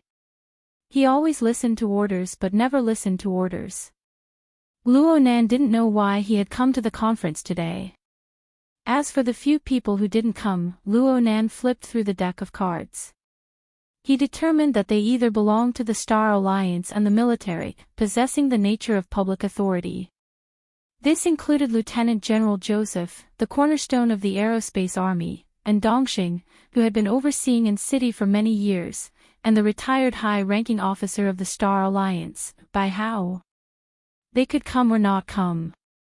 Or they were powerful people from the wilderness who would never participate in the conference. This included the clown Robbie, the formidable Russ Steele of the Northern Territory. Oh, and there was also Poseidon. As for the true gods and the Pope, they didn't come today. That was a different story. While Luo Nan was sizing up these people were sizing him up as well. These people weren't the only ones sizing up Luo Nan. No matter what Luo Nan said just now, he was still the focal point of the entire venue. The heated discussion from before did not come back to life because of his suggestion of everyone continuing. The venue returned to silence once more. It was hard to stir up any more waves. There was no other direction other than to officially proceed. Only now did Luo Nan have the leisure to look at the agenda. The first two items on the agenda were related to Gong Qi, the search for the murderer and the filling of the power vacuum after Gong Qi's death. Both of them could be considered resolved. Next was the third item. The seemingly academic item proposed by Lord's secret deed. Luo Nan's gaze shifted to the side. Lord's secret deed was still flipping through the documents in his hands. He was calm, focused, and solemn. Abner began to push forward. Then we will now move on to the third item on the agenda. Lord's secret deed, please inform us of the latest observations and research results of the abyssal region. The data inside corresponds to the special nature of supernatural powers. It is highly specialized and exceedingly precious. The relevant documents have already been sent to everyone before the conference. Do you still want to read them? Abner displayed an exceptionally respectful attitude, even though the two were about the same age. Lord's secret deed shook his head slightly. There's no need to read them. Those who are interested will read them. Those who aren't interested won't read them. You won't understand them even if you read them. Professor Luo, have you read them? Luo Nan never expected that his first conversation with Lord's secret deed would be like this. He blinked his eyes. I read a bit, but not in detail. Yes, it's as you said. I really don't understand them. For example, Lord's secret deed inquired. Luo Nan shot a glance at Blood Demon. He really suspected that it was because he refused to cooperate with this group of people and was embarrassed in front of them. Of course, this was just a thought. Luo Nan wasn't lying. Under Blood Demon's strong recommendation, Luo Nan really did find the time to look at Lord's secret deed's draft motion. He had a memory of the continuously changing trends of the abyssal region, as well as some numerical descriptions. It was precisely because it was too numerical that it made it hard for him, and probably the vast majority of people, to have an intuitive impression of it. Luo Nan laughed. Actually, I hope to have an intuitive schematic diagram, or a clear conclusion. Conjectures are fine too. For now, I have an impression of a concept called a trend line. That's what it's called, right? In the end, I still don't quite understand what kind of substantive meaning it corresponds to. It corresponds to the relationship between the aberration process of the Earth's biosphere and the change in a certain amount of radiation in the abyssal region. Due to the complexity of the abyssal region, it is very difficult to carry out precise quantification. One can only carry out a comprehensive consideration of the relevant elements and observe the general trends and dynamics. Luo Nan actually understood this rather awkward phrase. While he was muttering to himself because of this meaning, Lord's secret deed continued to explain. This concept originates from a hypothesis.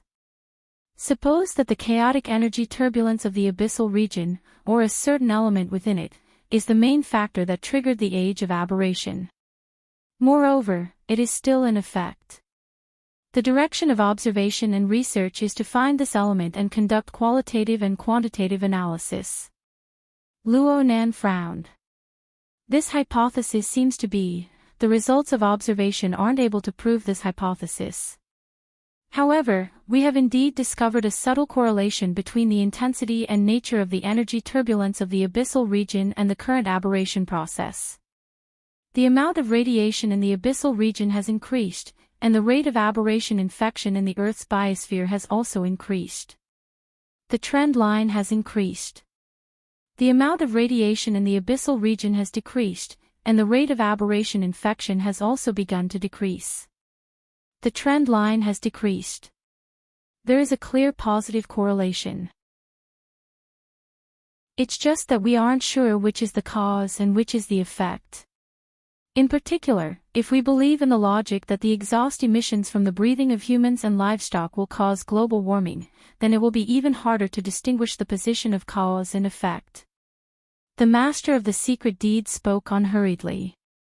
He took care of the priority and urgency extremely well. It was very easy for people to understand the key points within his words. Luo Nan immediately knew that this old gentleman was more inclined to believe that the changes in the abyssal region were the cause and the aberration was the effect. It was just that he didn't explicitly state it due to his strictness. The perfectly good agenda inexplicably turned into a private conversation between the master of the secret deed and Luo Nan. However, the people present were able to accept this mode. Any situation that made it convenient for them to observe and examine Luo Nan was acceptable. Needless to say, the master of the secret deed touched upon the two explosive topics of the abyssal region and aberration. Luo Nan's interest was piqued. Let's not talk about the observation of the abyssal region. The aberration process of the Earth's biosphere. How is it quantified?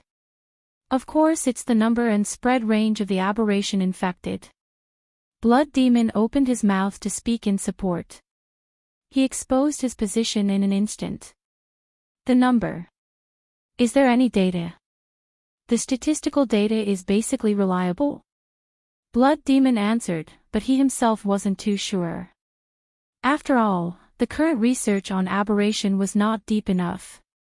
Traditional statistical techniques and sample selection might not conform to reality. Luo Nan didn't pursue the master of the secret deed. Mathematics wasn't his strong suit. He simply raised a question. Speaking of which, looking at the master of the secret deed's appearance, he didn't really want to give him or the other extraordinaries present a course in statistical analysis. Everyone was very realistic. It was just as Luo Nan had said before. They just wanted to hear the conclusion. Guesses were fine. Then, the performance of the trend line is. Luo Nan was suspicious of asking a question he already knew the answer to. It continues to rise. The master of the secret deed raised his head. His gaze started from Luo Nan's face, sweeping across the entire round table and even the venue. The data for this material only ends on the 31st of December 2096. In fact, since the beginning of this year, the trend line has completely entered an exponential growth mode. It behaves more and more like a virus that has gone out of control. It should be said that the range and quantity of the infection have already gone out of control. Is there any clear evidence? Abner asked with a frown. The master of the secret deed didn't respond. But on the other side of the master of the secret deed, the young white man who had been sitting quietly all this time, the emissary of hell, Apollon, casually raised his hand. Here. Mr. Apollon. Abner's frown deepened. Apollon raised his head. His eyes were like burning charcoal, radiating a heat that made one's heart palpitate. His words were ice cold to the bone. The measurable infection rate of the citizens has exceeded 10%. It has exceeded the scope of control. Starting today, Haas City will abandon all measures to control the aberration infection. This will save medical and survival resources to deal with the following events. That's all.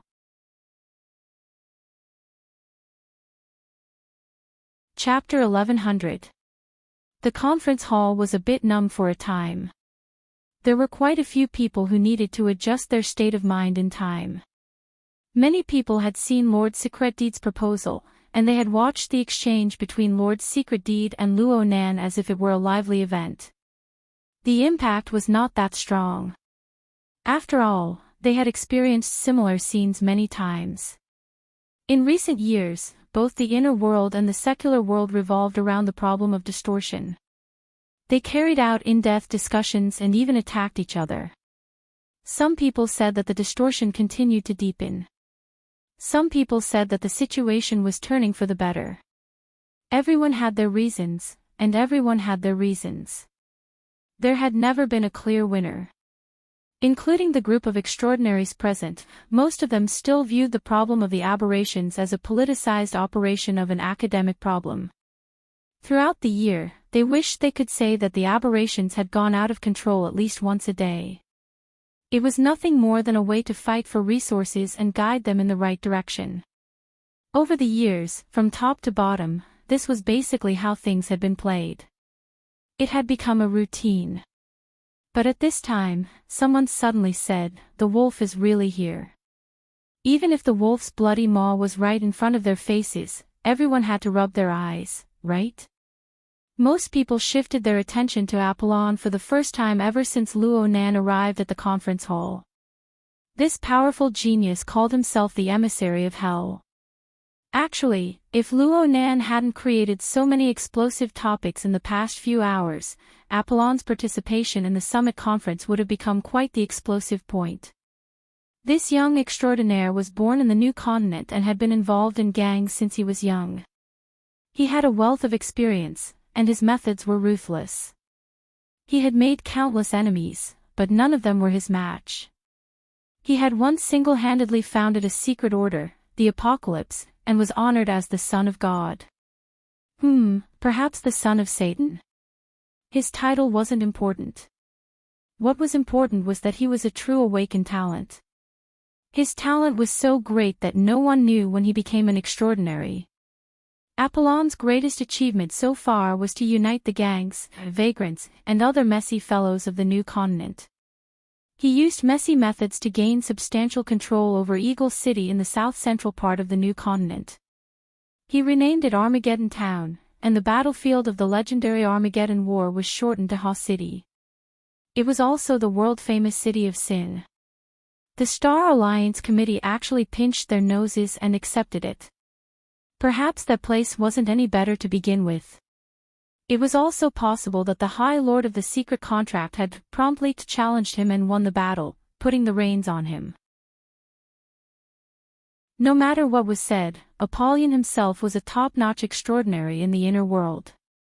In the secular world, he was also a world-famous great demon king and great dictator. His enemies were countless, and his fans were also innumerable. The announcement made by the Grand Governor of Hoth City was no different from a formal administrative order. Regardless of whether it was the reality of the infection rate or the follow-up policies, both left the participants with basic knowledge of social governance speechless. Even the host, Abner, was taken aback. He was one of the most powerful people in the world, and he was also good at using his power. The information he had was a level higher than most of the people present. He knew a little about the situation in Hoth City, but he didn't expect Apollon to reveal it so openly. Moreover, the data that was exposed was much worse than what he knew. Because of this, Abner had to bite the bullet and confirm it. "Mr. Apollon, this is a very serious matter." Although this isn't the Parliament or the Administrative Department, Apollon's eyelids drooped and he didn't respond at all. It was as if he had come to the meeting today just to say that. Abner wanted to say more, but at this time, another voice rang out. It came from a seat behind the High Lord of the Secret Contract. "Mr. President, may I say a few words?" Abner looked over and saw one of the three extraordinary in the old subcontinent, Bat Guru. This skinny, middle-aged man, who looked like an ascetic monk, presided over Tin City. He faced the southern part of the subcontinent, which had almost completely become a wilderness after the Third War. He continued to reclaim the land, and at the same time, he had to resist the attacks of Brahma's city in the north, Guru Dim and Shikar, two extraordinary who dreamed of unifying the subcontinent. His days were difficult, but he had perseverance and perseverance. Therefore, many people thought that the card deck had somewhat underestimated him by giving him the number 9 of spades. Abner naturally had no reason to refuse, but he smiled bitterly in his heart. At this time, I'm afraid, sure enough, Bad Guru's expression was cold. His words were concise and clear. At present, it seems that the aberration infection has also gone out of control in Tin City. Our detection rate has already exceeded 8%. In fact, the actual situation can only be worse due to the limitations of our detection ability. The stiff and numb atmosphere in the venue showed signs of loosening.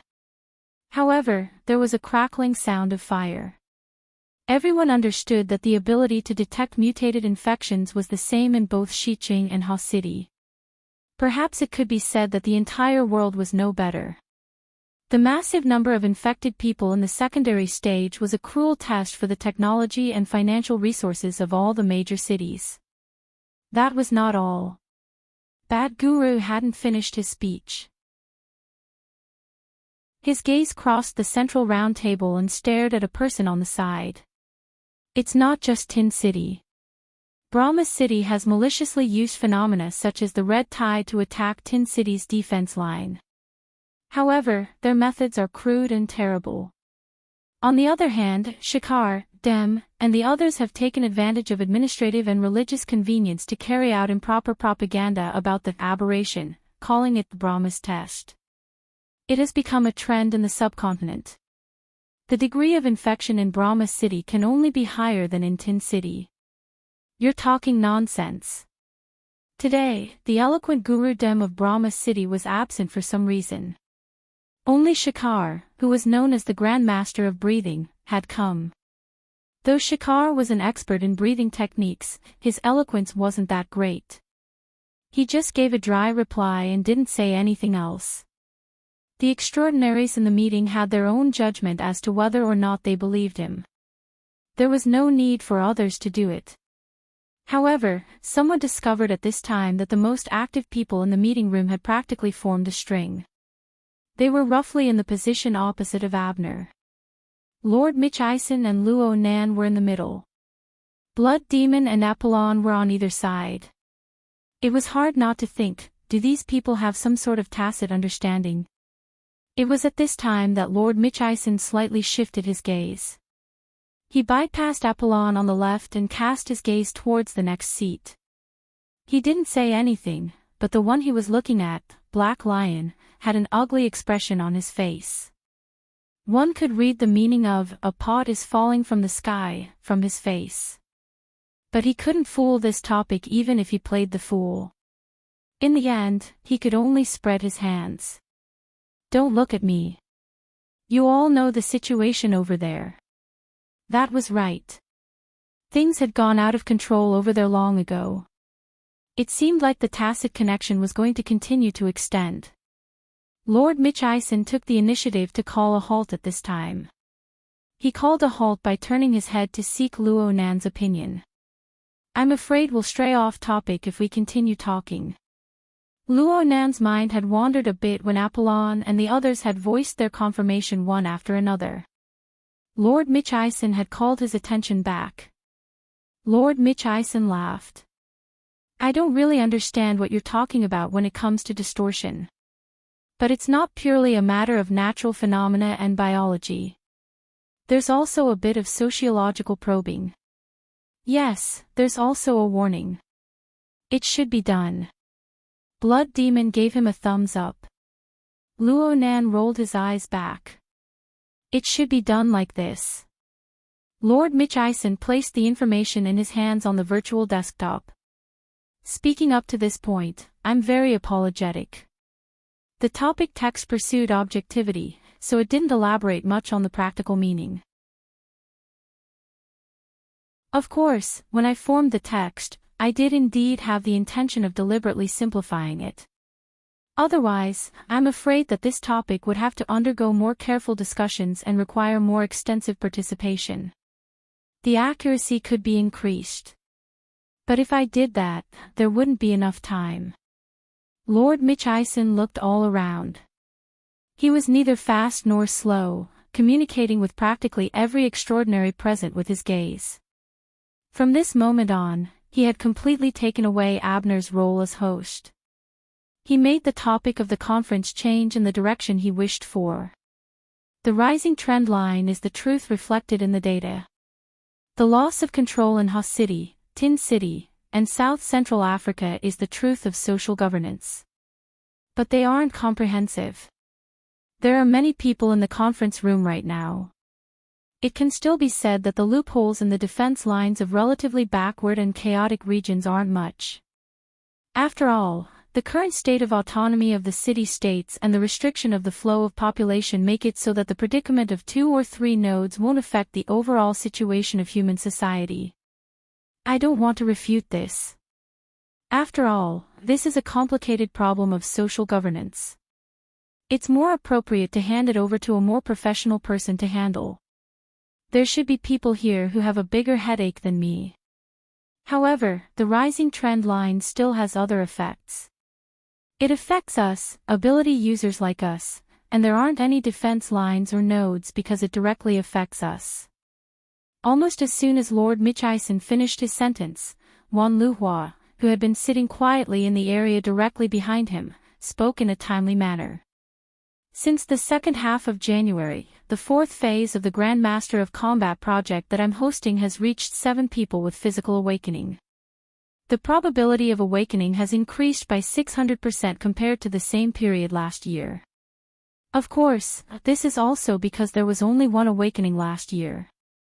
The success rate was too low.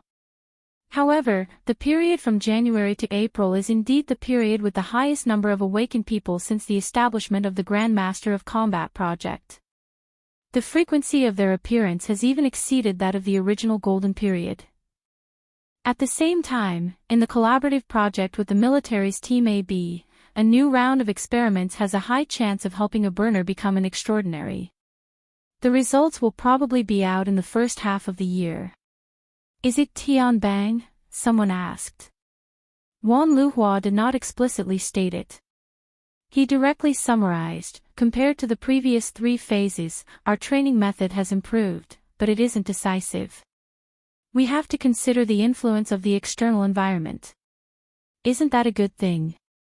Marlon, the first vice president of the association, joked with Blood Demon. It's just that the release date of the new edition of Deck of Cards has to be pushed back. Do you have the cash flow? Blood Demon replied with a chuckle. Lord Mitchison's fingertips lightly tapped on the table, just like in the real world. In the midst of the tapping sound, he said softly, "That's the good side." However, the spiritual side that is more closely connected to the environment of the abyss, especially the spiritual side of the architect and above, doesn't seem to be that ideal. Don't you feel it? Marlon opened his mouth subconsciously, but no sound came out. He turned to look at Abner beside him. When he did not get a clear hint, he looked at Constance, who was on the other side. The latter's face was still covered under the hood, so nothing could be seen. However, his slender fingers were intertwining subconsciously, and the speed was getting faster and faster. Marlon pursed his lips. All he heard was Lord Mitchison speak at his usual speed. Since January 1st, there have been over 70 people of the architect and above who have suffered the backlash of the abyss during their regular cultivation. The most trouble has occurred when experiencing the turbulent interference of the abyss, and the most obvious. Next is the attempt at the out-of-body state. In addition, Professor Luo, Old Yu's body hasn't been too well recently. Luo Nan spent half a second to match Old Yu and Old Yu, and he nodded silently. Psychics are too sensitive. Their skeletal structures are relatively weak, so they are easily affected. Also, Morgana, on your side. Who was Morgana? Luo Nan was baffled when he saw the Death Shaman's gloomy and miserable gaze shoot over. Oh, it's this one. The death shaman did not speak, but under these circumstances, not speaking was a tacit agreement. It was a bit far-fetched to talk about the cultivation data of the architect and old you. But when it came to the death shaman, with his status as an extraordinary, the nature of the matter was completely different. Noise gradually rose in the conference hall. During this time, another person asked a question. It was Mao Jingye, who sat diagonally across from Luo Nan, to the side of the empty seat of the Pope of the 100 Gatherings. The Lord has been emphasizing the point of January 1st, because of the light of the polar domain. Lord Secret Deed answered as if it was a matter of course, and Luo Nan's eyelids twitched a bit.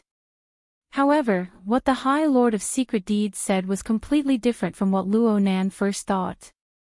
The first light of the polar domain occurred in the early 50s of this century. To be precise, it should be in the year 52. Lord Secret Deed asked for the opinions of others. The only people present who could respond to him were Abner and the Death Shaman. The Death Shaman looked at him with cold eyes, but Abner nodded. It was in the year 52. It's just that the inner world had yet to take shape at that time. The cultivation of ability users had just begun, so there weren't many who could sense it. There were practically no living ones. Abner subconsciously looked at Luo Nan when he spoke to this point.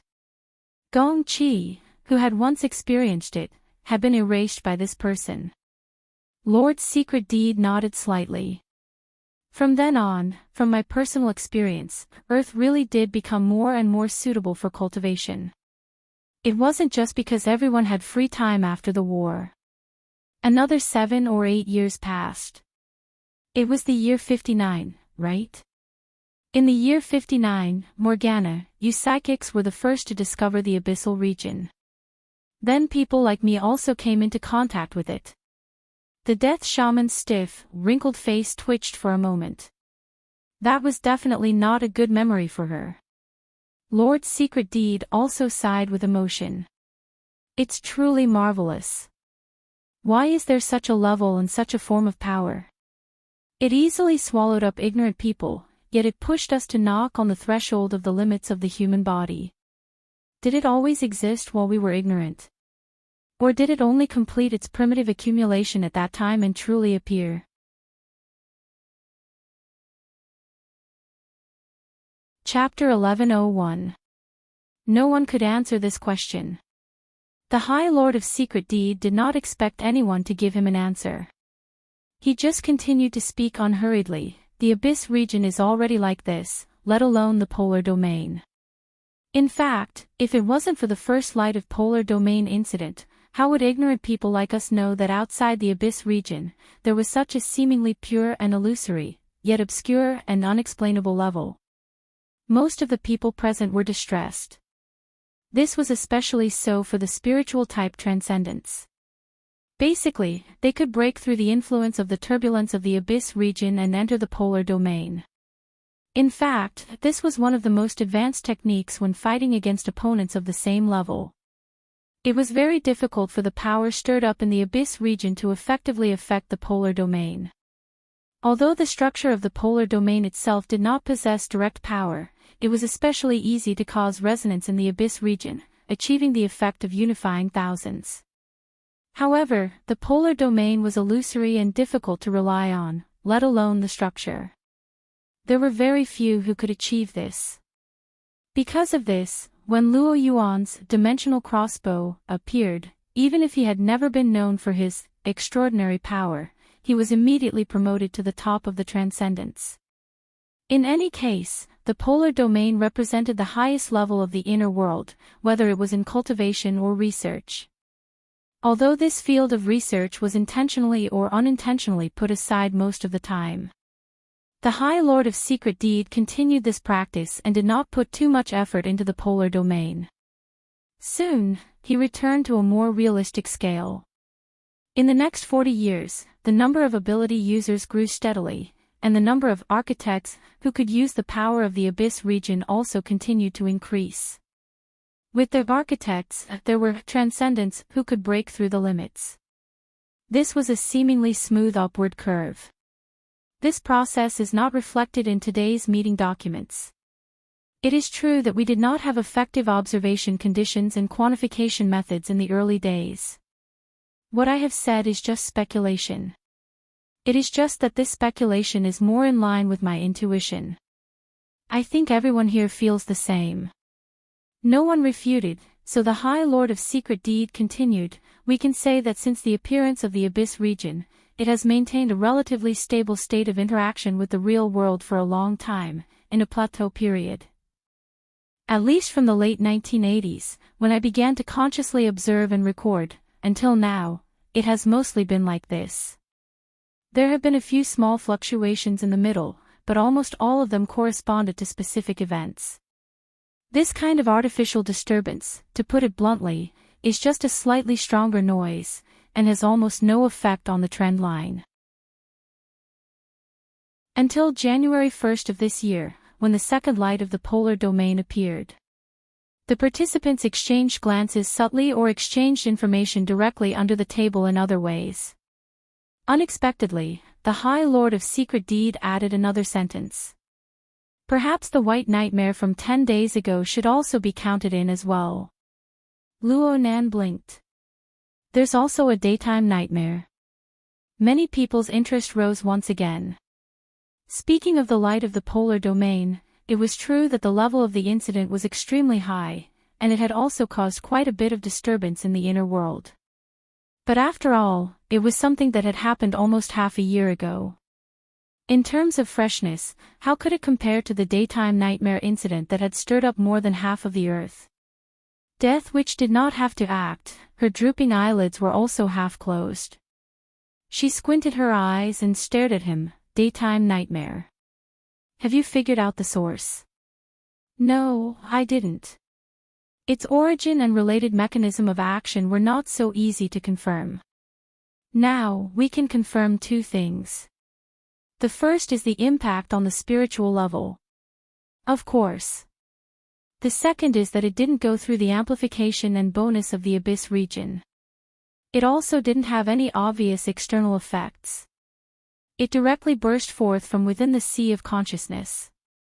The High Lord of Secret Deeds spoke, but he looked at Luo Nan. According to Professor Luo's cage theory, the sea of consciousness is nothing more than the interaction between the self-cages of humans. There is nothing else besides this. According to this theory, such an intense impact couldn't have been a consciousness resonance of all the humans of the entire world, right? Luo Nan laughed, but he did not give a clear response.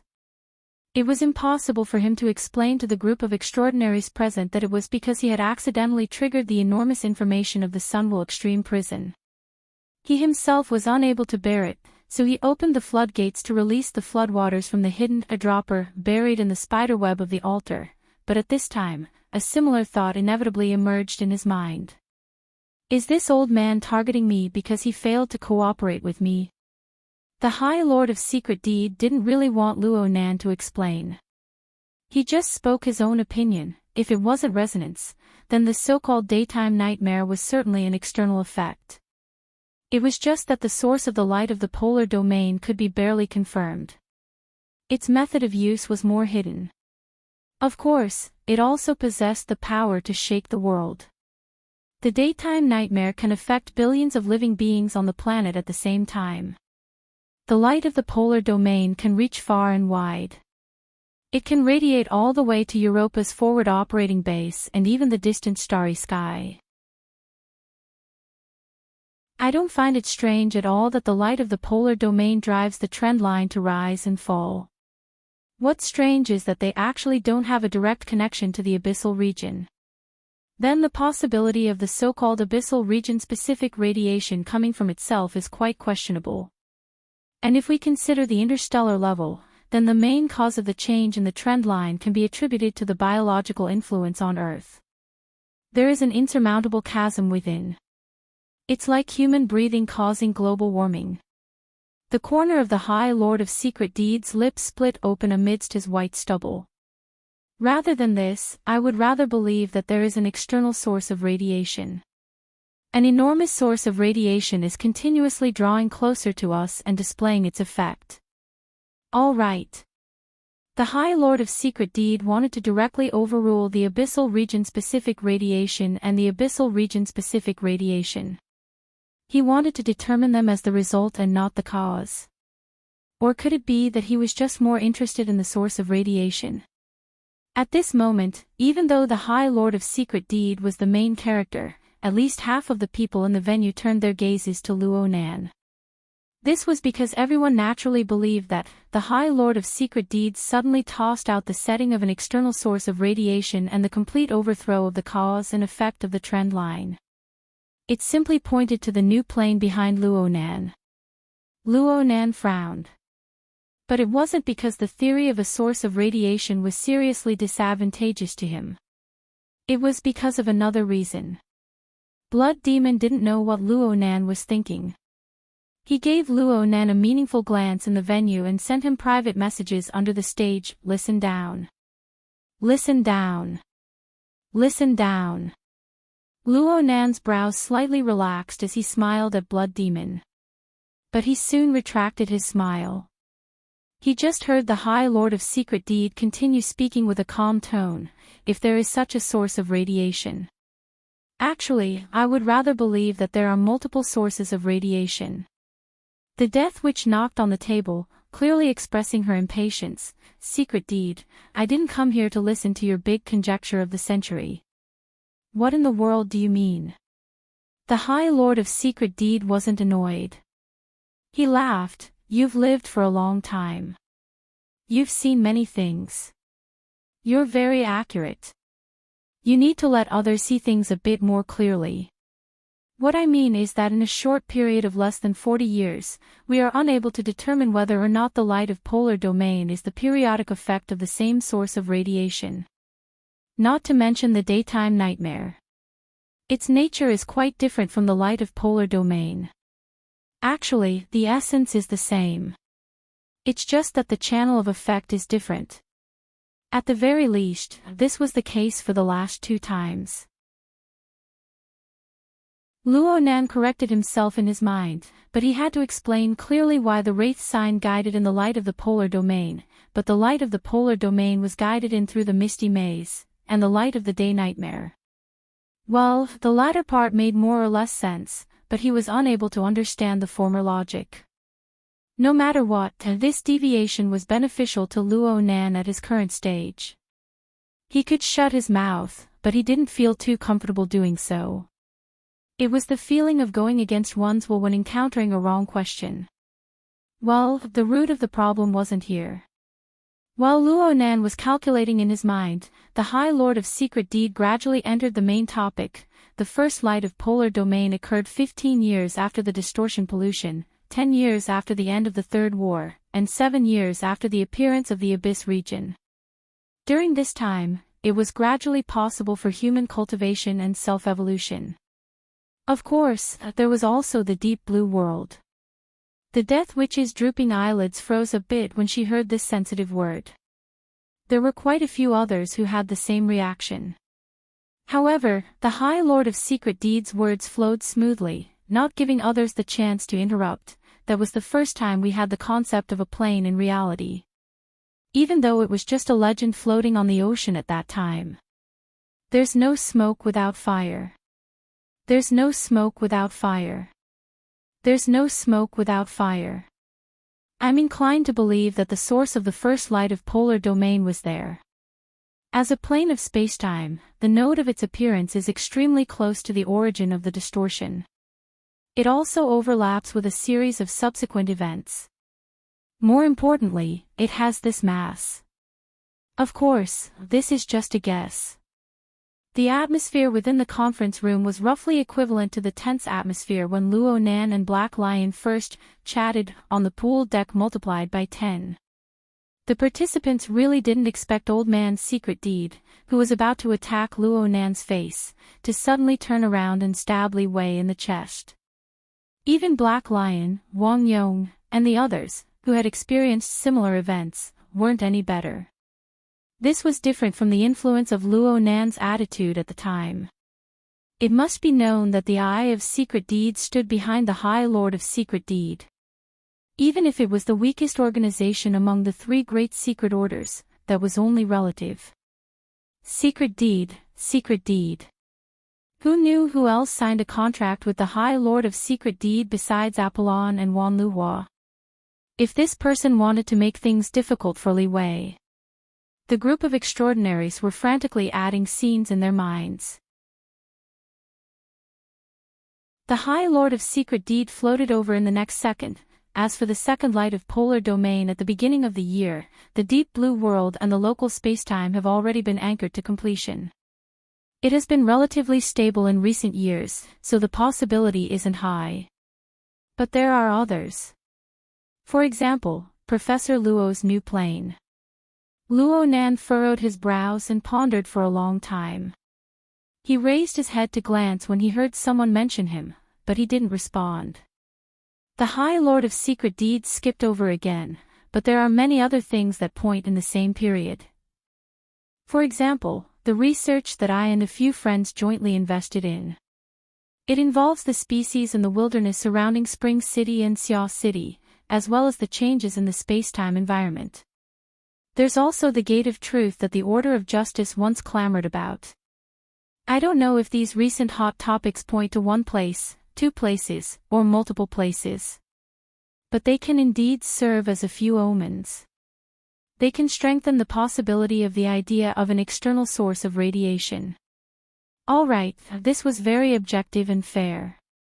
The participants were alarmed for no reason.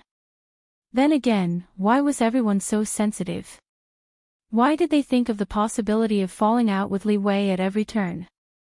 Also, why did High Lord Secret Deed drag Abner back to the topic that he had just avoided with great difficulty? In the end, who was on the same side as who? And at this time, Blood Demon, who was clearly suspected to be an accomplice, opened his mouth once more. He clicked his tongue repeatedly. "Old man, you're getting old. You're getting more and more wordy. After listening to you for half a day, you've deviated from the main topic. I clearly remember that you were talking about the distortion going out of control. In the end, after talking for so long, it seemed like you were trying to find the source, but the result is still so unclear. Give me a solution." Blood Demon's technique of playing the supporting role was quite stiff. He forcefully pulled the topic back. However, this indeed represented the thoughts of a considerable portion of the participants. Amidst the discussions in the venue, Mao Xingye, Chairman Mao, frowned and said, "My lord, do you mean to investigate the source of the radiation and see if it's a new plane or something deeper? But this doesn't solve the real problem." As the world's most successful extraordinary businessman, Mao Xingye's thoughts were clear and sharp. So what if we can find the source? A radiation source that could change the Earth's environment could be considered a so-called plane for the time being. It could not be pushed away or sealed, let alone changed its nature. So what if it was found? This is a threat similar to the Great Ice Age or the impact of asteroids. Can humans avoid or reverse such threats with their current development? Of course not. Lord Secret Deed answered calmly. He even added, "Actually, the possibility of the distortion going out of control is the cause of all changes up until now. It can't be said that it's completely impossible." Death Witch sneered, "Then what the hell is this long list of things?" Lord Secret Deed faintly smiled. He was about to speak when someone raised his hand. Such a habitual action could only be Zio's student, Luo Nan. "How about I say a few words?" Luo Nan's voice wasn't loud, but his gesture of raising his hand was a bit more eye-catching. When the participants saw and heard these things one after another, the noise within the venue clearly subsided. Soon, it was completely erased. Then the silent and dense atmosphere continued to persist. At this moment, many people felt a sense of déjà vu before their eyes. A similar feeling was only completely broken when Luo Nan spoke once more. Luo Nan didn't exchange pleasantries. He didn't wait for Abner, the nominal host, to signal. He directly spoke. I feel that I need to say a few words. The distortion must be dealt with, and the radiation source must be investigated. We are unable to push it away, but we must study it, adapt to it, and even use it to complete our cultivation. We must allow this new era to continue. This is how it should be. But the crux of the problem right now is something that everyone seems to have overlooked. The radiation that stirred up the Abyss region and induced the supernatural power does indeed have a certain correlation with the current situation of the distortion going out of control. But are they really related? Is it like what Lord's secret deed said? Is it a true cause that brings about a double result? Or is it a coincidence that it happened at the same time? Or is it someone's deliberate design to confuse the public? Can you guys deny this possibility? Luo Nan looked around the venue. He was unconsciously like Lord's secret deed. He made eye contact with all the participants. He didn't have the time to discern the details in everyone's eyes. He just needed to let these people understand his meaning. At the same time, he deliberately enunciated his words. Let me put it more clearly. Are the Abyss region and the distortion really related? Are the changes in their trends really caused by the same cause? I think not.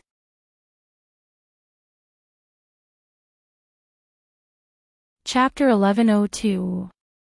Luo Nan withdrew his gaze the moment he expressed his negative attitude. He turned to look at his fingers, which were still flexing and extending. It was as if he was gesturing with something, but it was also as if he was grasping something out of thin air. It made people feel as if his words had become a complimentary gift at this stage. The entire audience remained silent under this careless attitude.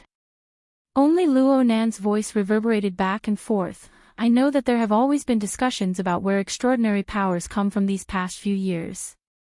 Today, I just found out that someone gave the external environment and key conditions that led to this phenomenon the name of the X factor.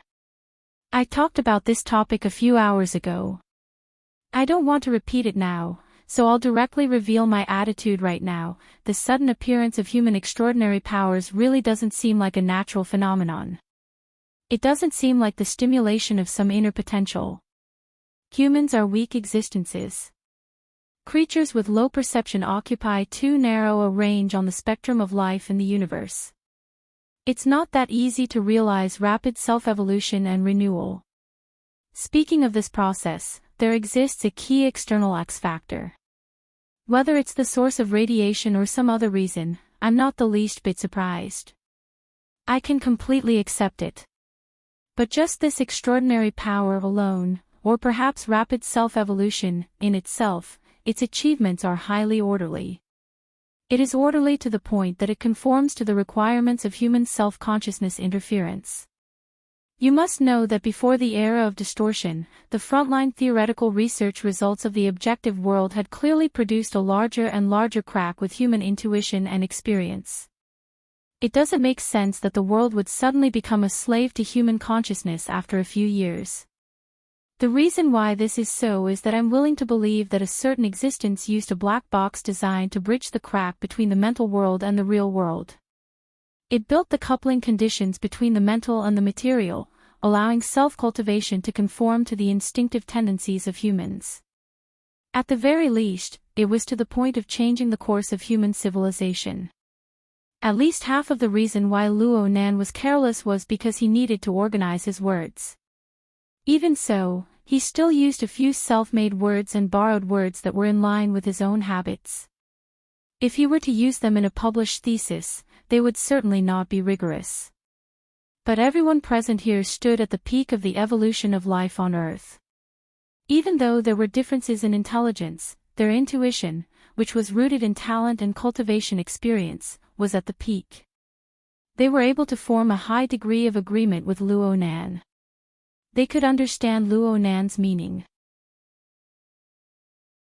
Luo Nan's words of "just finding out" weren't worth mentioning to them, but many people were quite interested in the idea of the so-called black box design. It was not that the theory was novel, but for the idea to be implemented, the support of the power behind the design would rise to a level far beyond the current extraordinary power structure. It was not like a research discussion, but a brainstorming or a description of a ridiculous dream. But why couldn't he help but move closer to that side? Among the extraordinaries in the conference hall and some of the spectators, a portion of them had a relatively clear understanding of their own state of mind as well as the basis for their changes. There were also some who were confused purely on the basis of their senses. Everyone had different thoughts. There were subtle differences in the gazes they cast at Luo Nan. Luo Nan was vaguely aware of this. He raised his head again, but at this moment, many people subconsciously avoided his gaze. He should be a god then. At this moment, Blood Demon sighed, but his voice rose in pitch. Even in the virtual venue, his eyes were shining. Luo Nan turned his head to look and laughed, God. Perhaps. Speaking of which, Luo Nan had been in the relay station for a short 70 hours. The fragmented information he obtained was not enough to support the entire black box design system. Even though he knew the name of this black box in the Heavenly Yuan Empire, it was known as the Heavenly Abyss Spirit Network. There was one more point that he was extremely clear on: it doesn't matter if it's a god or a miracle. This design itself is brilliant. Even if we only see bits and pieces of it before our eyes, we can still capture traces of rigorous clues. Rigorous clues. Take it out and let me see. There were people who were interested, and there were people who silently cursed. There were quite a few people in the conference hall who curled their lips, but in the end, no one spoke. Aside from fear, there was also the fact that Luo Nan was drawing something in the air right after. The virtual venue possessed a corresponding demonstration mechanism. Everyone had long since understood Luo Nan's habit of drawing at the slightest disagreement. There were quite a few people in the conference hall who had studied all of Luo Nan's public lectures with great concentration. From the cage and configuration theory to the segmentation technique and superconfiguration theory of the past few days. Not a single lesson was missed. At this moment, many people believed that Luo Nan was preparing to do similar work once more. He wanted to provide evidence and theoretical support for his presentation. Everyone's eyes lit up. Some people even unconsciously changed their sitting postures. However, they didn't. Luo Nan didn't even explain what the lines he had drawn meant. He just jumped straight to the topic: what about distortion? From what I can see, it's nothing more than a large number of inferior fragments pieced together to form a pot of boiling soup or some petri dish. Perhaps they wish to create a special environment, allowing these fragments, which may indeed be of extraordinary origin, to use this most irresponsible method to find a host. They will rapidly multiply and react with each other, giving birth to new special components and the like. Or perhaps they want to take a look at the future of society as a result of such reckless actions. Luo Nan's words were even worse in terms of logic.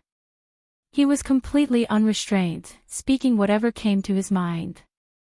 The main reason was that the coordinate system he referred to was a bit complex and chaotic. He turned his head to the other side as he spoke. His gaze bypassed Overlord Michaisen and Apollon to point at the Black Lion a bit further away. The latter locked gazes with Luo Nan and subconsciously thought of a certain object. It was something he had obtained from Li Wei and had just been snatched away by Luo Nan. This wasn't the main point. What was Luo Nan looking at him for? Did Luo Nan want him to take the lead? In this sort of situation, don't joke around. Black Lion avoided Luo Nan's gaze by reflex and used a smile to hide the emotions in his heart. But no matter what, he couldn't help feeling tangled in his heart. The degree of entanglement grew deeper and deeper. While Black Lion was tormenting himself with all his might, the direction of Luo Nan's words took a small turn. Perhaps only Black Lion and a few others who were observant were able to hear it. Perhaps some people would say that the distortion has manifested a certain degree of controllability. The human experiments that were previously unable to be performed due to certain reasons speak of progress in this area. I won't deny it. The experiments haven't been carried out, but I've been in contact with the relevant experimental products.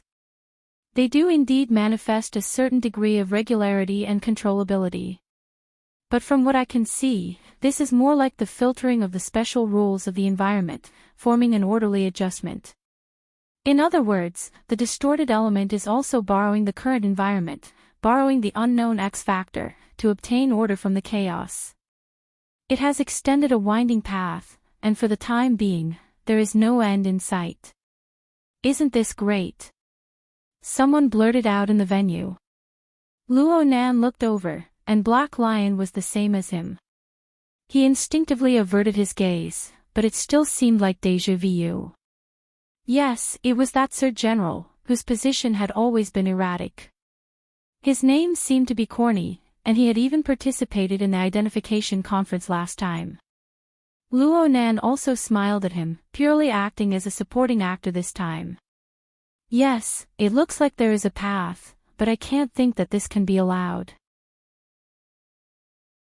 This is because this is very likely to give a possible light. Yes, strictly speaking, it is a possible future with regularity and order. It is a seed of chaos.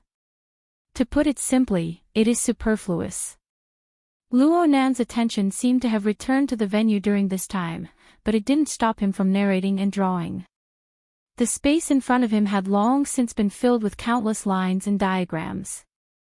Due to the full effect of light and shadow, it was nearly impossible to see his face clearly from the other side. Finally, someone couldn't help but ask on behalf of others, "Professor Luo, what do you mean by drawing these?" The one who spoke was the Order of Justice's first oblatum. This female expert, whose real name Luo Nan still didn't know, appeared to be a woman with an extremely gentle temperament. She really couldn't be associated with being powerful. If Luo Nan hadn't personally experienced the level of strength that had clashed with the divine will of Her Majesty Empress Wu from tens of thousands of kilometers away, he might have believed it. Of course, this didn't affect his answer. "Your Excellency, first oblatum, it's like this. I'm trying to use configuration to restore the effects of the distortion on the human body. I'm trying to place it into the system constructed by superconfiguration to see if I can establish a predictive model. What do you think?" The first oblatum of justice carried a sense of curiosity. He cast a gaze that was similar to pure art. It was as if he didn't have any other considerations. "You overestimate yourself." Luo Nan shrugged. "What I'm saying is that my research on both sides is too shallow. Especially the distortion. Yes, so much of what I've said is just speculation. It's all intuition. I'm already very grateful that everyone is willing to listen to me. It would be for the best if you could use it as a reference. So it's like this." The first oblatum looked pensive. The others cursed silently. Since it's just a blind guess, where did that sort of attitude come from? Luo Nan was calm. It was true that he hadn't done the relevant research, but in his life experience, there were more advanced examples that were clearly displayed in front of him. Yes, it was his experience at the relay station. From Luo Nan's perspective, the current situation on Earth was like a low-level reflection of the Heaven Abyss civilization, which was confined to the Hongguang star system. The Heaven Abyss civilization and the nefarious poison environment were engaged in a long and difficult struggle. It was like a low-level exercise or experiment. From Luo Nan's understanding, the destructive power of the nefarious poison environment was terrifying and incomparable. It was countless times more serious than the problem of the distortion on Earth. The survivors of the Heaven Abyss Empire were actually able to persevere under such a vile environment. They were able to endlessly improve and revise their own cultivation methods. From this perspective, the rampant distortion wasn't necessarily a hopeless situation. But the problem was that the existence of the nefarious poison environment had already warped the pace and space for the survivors of the Heaven Abyss Empire to progress. It was only the powerful accumulation of civilization from the Heaven Abyss Empire that helped them forcefully carve out a new path on the precipice. And the more and more frequent reforms in foundational techniques had reached the era of the relay station. It was unknown where the future would lead. Luo Nan could clearly feel the stubbornness and bewilderment from the bodies of Liang Lu and the others. If a similar scene were to be placed on Earth's civilization, even if the intensity was reduced by 1,000 times, it was still possible for one to fall to the ground and shatter into pieces. Luo Nan had considered this sort of situation when they were chatting on the pool deck, but he had no way of saying it. It was the same now. Luo Nan had yet to speak of a truly convincing reason up until now. He couldn't speak of the Heaven Abyss Empire and the like. There was still some real evidence, such as the reactor. It was best not to beat the grass and startle the snake before sufficient investigation and evidence was obtained. No matter how one looked at it, Luo Nan's statement was a bit empty. But it didn't matter. His attitude itself was the reason. The venue maintained a relative silence. Clearly, everyone was pondering, weighing, and perhaps they were even engaging in private conversations unknown to Luo Nan. This could be considered a good sign. In the end, it was Luo Nan who spoke once more. I know that a practical plan is needed to deal with this problem, but I really don't have any good ideas right now. Researchers don't have first-hand data. No amount of statements is meaningful. Speaking of which, do you have an exact number for the number of infected mutants? Blood Demon was a bit absent-minded after sighing to the gods. Only when Luo Nan's gaze landed on his face did he come to a realization. He grinned. If we could investigate this clearly, then it wouldn't be called losing control. These words weren't too accurate, but everyone understood the meaning. Blood Demon continued, the current problem lies in the fact that mutant infections have a typical pyramid structure. There are large amounts of Phase 2 infected at the bottom. There is basically no possibility of reversal, but it is very difficult to distinguish with current detection methods. The 10% in Haw City are Phase 3 infected who have already shown signs of mutation. There are a few discrepancies, but it won't be too much. Extrapolating from this data, there are at least 30% of the latent Phase 2 infected, maybe even more. Isn't that right, Littleya? Apollon's blood-red eyes glanced over, but he didn't respond again. Blood Demon spread his hands. According to the data from the last census, Haw City's population is 190 million. 30%. Just thinking about it makes my scalp go numb. Haw City has basically fallen. That's right, She City is the same. As for Black Africa, hee. Luo Nan asked, can you do it a bit more meticulously? How meticulous? A census of the entire population. Find out the bottom line. Create a file and establish a cart. It's too difficult. The most troublesome part about the Phase 2 infected lies in the fact that there isn't a clear indicator. It must be a comprehensive result from multidimensional laboratory testing. Even if we gather the power of the entire world and assist Haw City regardless of the cost, it will still take 1 to 2 years to complete the testing with a base of 100 million. But what about She City? What about Black Africa? What about the other cities? Plus, the mutant infections are dynamic. The degree and stages are constantly changing. I'll be responsible for finding out the bottom line. Luo Nan interrupted. Ha! Blood Demon was stunned. Responsible for what? Luo Nan flexed and extended his finger once more, causing the extremely simple and crude model before him to make a few rounds of zooming and enlarging. At the same time, he clearly stated, do a general survey, establish a file, and clarify the scope and degree of the aberration infection. Let me do it. After all, no one knows how to detect secondary infections better than me.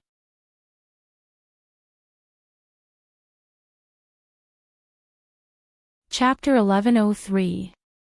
Luo Nan's attitude was far too understated. Even though he had already said it twice, the participants still needed to spend some time to digest it. The core of the problem was undoubtedly the discovery of stage 2 infected. This point had already been explained very clearly. But Luo Nan's attitude seemed to be casually stepping over it. Whether it was the common sense of the participants or the cruel reality described by Apollon, Master Bat, and Blood Demon. Based on what? Some people had already begun to flip through the information. Then they discovered that Luo Nan wasn't just talking big.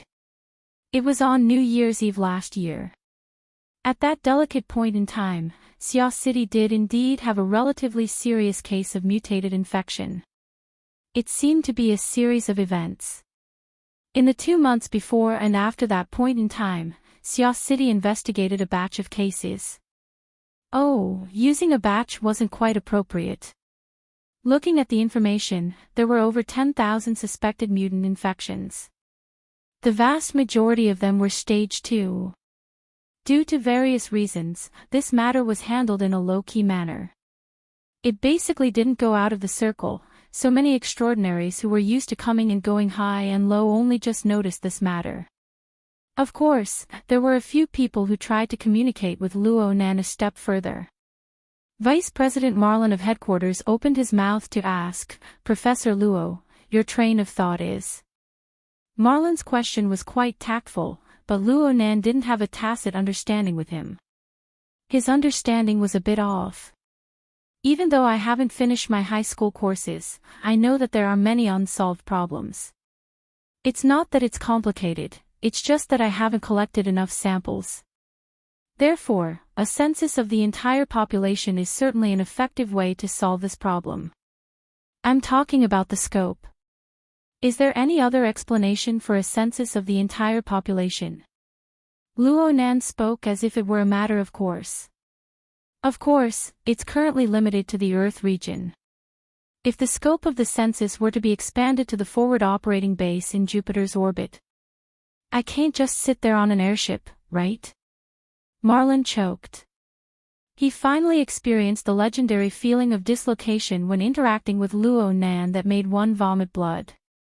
Next to him, Overlord's secret contract, who had slowly retreated back to watch the show, finally cast his gaze at Luo Nan. A census of the entire population is a large project. Luo Nan just blinked.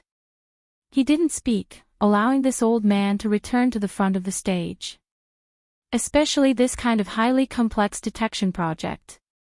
In the absence of direct detection methods, theoretically, it has already exceeded the scope of the census. Is that so? Actually, I only have a smattering of knowledge regarding this concept. Luo Nan acted like a well-behaved student, causing quite a few people to roll their eyes. The great lord of secret deeds' smile bloomed behind his white beard. In fact, I have also considered a similar method. I even asked someone to estimate the cost of conducting a national census. The result was not very optimistic. Even if we deduct the most important cost of manpower and conduct sampling investigations in certain epidemic areas that are almost unsalvageable to minimize the investment, we will still need at least 250 billion in hardware investment in order to achieve a relatively ideal result. Great Lord's secret deed said a number that most people had no idea about. The extraordinaries in the venue weren't in the majority, but there were still many who raised their eyebrows and curled their lips. We need to first build a number of production lines that can supply the corresponding equipment and consumables, and then connect the relevant products into a testing laboratory.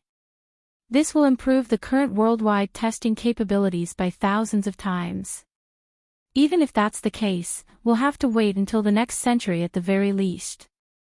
The next century isn't too far away, but what's certain is that the rate at which the mutated infection spreads will definitely far exceed this theoretical detection ability. High Lord's secret contract stared at Luo Nan. The effects are all from comparison. There's no harm in asking here. How much budget does Professor Luo need? And more importantly, the speed of the testing. How long will it take for the results to come out? This will directly determine the feasibility of the plan. It definitely won't take until the next century. Perhaps by the end of the year. Oh. Many people in the venue let out gasps of surprise. There was pure astonishment, and there was doubt. But thinking about Luo Nan's previous performance, it seemed to be within a reasonable range. What in the world is this method? Old Man Ghost Eye, an old acquaintance of Luo Nan's, was a veteran psychic adversary. He was once Luo Nan's sparring partner. He was a bit unable to restrain his curiosity and shouted from the back. Luo Nan didn't explain in detail. He really didn't have a plan right now. After all, the Soul Cloak, which used water molecules as the basis for interference, had already been possessed by the magneto-optical mica. Enormous changes had occurred in form and content. It would take some time for him to get used to it. Luo Nan changed his angle a bit. I really haven't thought about the budget. I don't have that concept. However, I definitely won't need the scene you're talking about, High Lord. Brother, you must consider expenses when you do things. Blood Demon chattered from the other side. Doing projects is burning money. You need startup funds at the very least, right? You need to fight for funds and sponsorships. Of course, it's great to help others earn money, but it's not easy to get money back. If you have a reliable plan, I can sponsor you first. It's too troublesome. Luo Nan wasn't being polite. He really felt that it was troublesome. He didn't think that a global mental sensor network needed any expenses. If it did, it would have already been paid for by his grandfather and parents over the past few decades. He was just a user and a verifier. He had to do this work well. Plus, didn't he just earn a sum? The auction should still be in progress. It seems that those two cards are quite popular. Mr. Blood Demon, your creativity is quite good. Speaking of which, even if I give you a portion of the design fee, that sum of money should be enough. Luo Nan began to count on his fingers one by one. If I really want to calculate, I can use this sum of money to rent some supercomputing resources and find a few data analysts. Then I can start working. If the SCA supports a few more people and opens up the database, it might be even more ideal. It's just that the process won't be easy to follow. Should I establish a fund or something? This time, it was Blood Demon who choked. Perhaps there were many people present. Blood Demon squeezed out a sentence with great difficulty. You're showing off your style. Blood Demon's sigh was a bit sarcastic in this sort of atmosphere. As for whether it was Luo Nan or someone else who was being stabbed, it depended on the person. Don't tell me I don't want to solve the problem.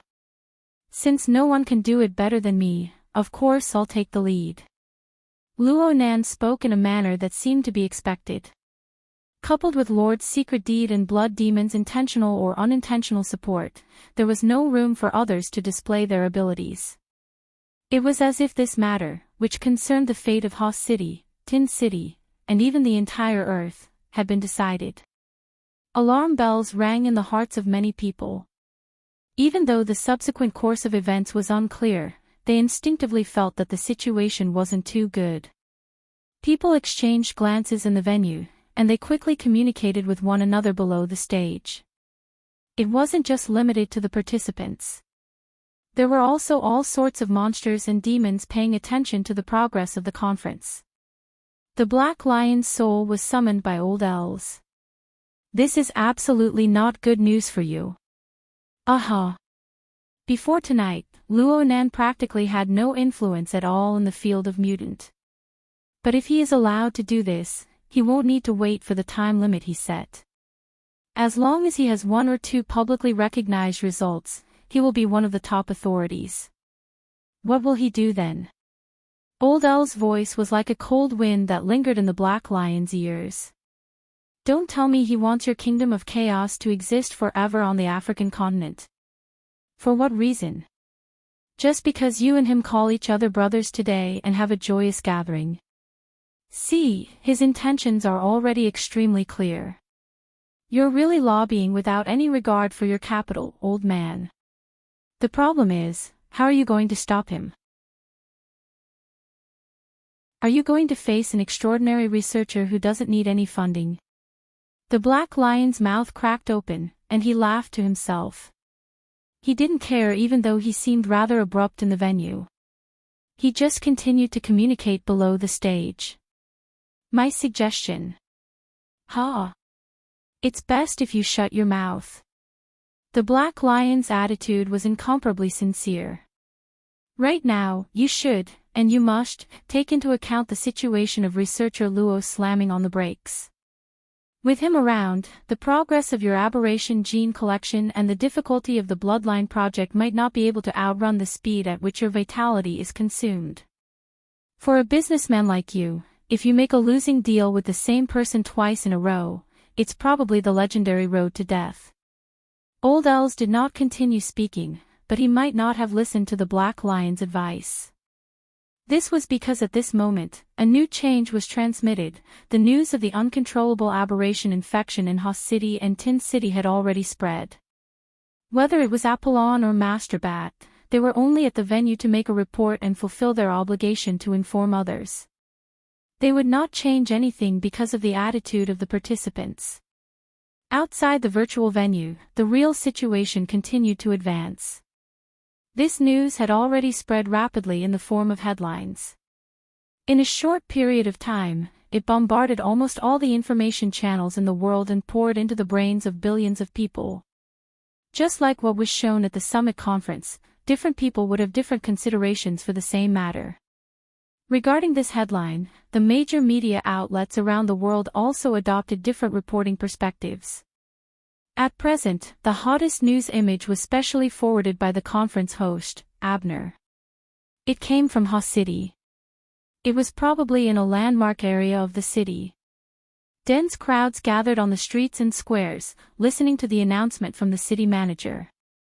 When the seemingly rigid gentleman announced in a serious tone the news of giving up on detection and active disposal, hundreds of thousands of citizens screamed crazily, "Cheers!" The camera swayed in such an atmosphere. When it chose to use a close-up view to experience the current atmosphere, there was already a young man who was so excited that his face was distorted. He took the initiative to rush to the front and roared out a slogan. "Glory to the aberrations, the world belongs to us." The crowd behind him was also shouting and roaring. Their words were even simpler, more direct, and more violent. Power, power, power. Such a sound and scene fell into the ears and eyes of the participants of the summit conference, but it was so meaningful.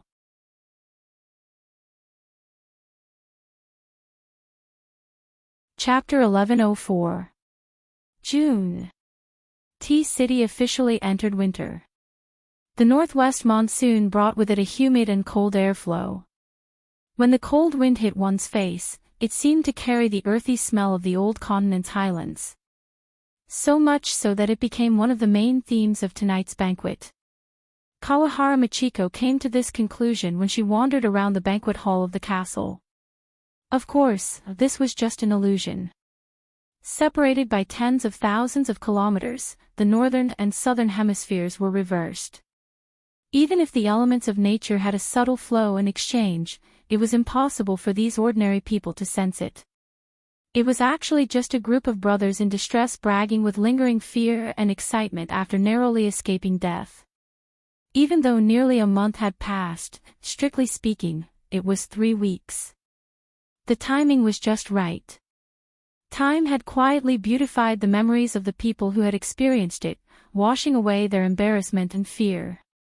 With a relatively peaceful ending, the legendary nature of the process had provided them with a lot of things to talk about, so they did not reject it, and were even willing to discuss the seemingly vivid personal experience. They even gave each other the "friend in distress" stickers and medals, so many of the repulsive faces looked cute at this time. Yes, perhaps a considerable portion of them were just pretending for her to see. After all, the true theme of this banquet was the official establishment of the Luo Nan and his Friends Foundation, the banquet held for the foundation's benefactors. The most dazzling figures at the banquet were not the largest individual benefactors, the honorary chairman of the foundation, or the well-known wealthy people of T-City. It was Mr. Langley. It was also not the sole director of Quantum Corporation, Mr. Mao Xinye. It was definitely not the so-called social celebrities of T-City. The only ones who could truly be called stars were the major shareholder of the Castle Financial Group, the representative of the chairman, Mrs. Halder, Ms. Ian Lo, and Kawahara Michiko herself. The Castle Financial Group was considered to be of medium scale in the business world. It might not even rank in the top 5 in T-City, let alone the entire world. But this kind of ranking was meaningless. Mrs. Halder could still say she didn't come at the banquet where the world's rich and powerful gathered. She could only send a representative to make up the numbers, and she was still the core of the entire banquet. All of this could only be because Mrs. Halder was Mr. Luo Nan's trusted aide, and Ms. Ian Lo was the person in charge of the foundation arranged by Luo Nan himself. It was the same for Michiko Kawahara. Otherwise, there was no way to explain how a regular bandit who had just jumped ship from Toyama Auction House could talk and laugh with these billionaires around him, accept their compliments, and influence their emotions. At the same time, he could also bear the evil thoughts deep in their hearts. Michiko Kawahara still clearly remembered Jun Kiguchi's greedy, ugly, and filthy expression on the Jade Light a month ago. Whether it was Banqing, Diqing, or other places, as long as they were in this circle, there was not much difference. Just like right now. Everyone was chatting and laughing together. They were reminiscing about their friendship from their one-way trip to the Highlands. They were flattering Mr. Luo Nan for his compassion for the future development of humanity. But heaven knew what sort of inferior stories these surrounding men and women would come up with in their hearts. They would invite her, or perhaps she and Luo Nan to play the leading roles together. But so what? Kawahara Michiko enjoyed all of this. She was like a fish in water in this banquet full of malice and calculation. This was the scene she had always pursued. For this reason, she gave up so-called love and marriage, but she never got tired of it. Even though she was always wandering halfway up the mountain. But right now, she was standing at the peak, close to the peak. The price she had to pay. What did she pay? Compared to the hidden malice in the surroundings that could engulf her at any time, this doubt and bewilderment might be the source of the occasional bewilderment that leaped out from the bottom of her heart. She knew that perhaps in this lifetime, she would never be able to make such an inconceivable transaction again. Even though this was very likely a transaction where she would enjoy first and pay later, and the subsequent price would be unbearable for her. But up until now, with her mortal eyes, she was still far from reaching the end, right? In this capitalistic society, how could she be a businessman if she did not have this awareness? Besides, she was indeed willing to pay any price for this current glory. Kawahara Michiko's smile grew more and more brilliant. At this time, the bracelet on her wrist vibrated gently. She raised her hand to indicate and apologize to the people around her. She temporarily left the crowd and picked up the call. Her voice became particularly gentle. "Jie, you called very early today." "Yes, Mom. Did I disturb your work?" Kawahara Michiko's only son, Kawahara Jie, grew up in a single-parent family. He grew up in the oppressive environment of the Kawahara clan. Though he was still a preschool child, he was far more mature than most of his peers. He was also very sharp. "It seems to be very chaotic over there. I'll call back later."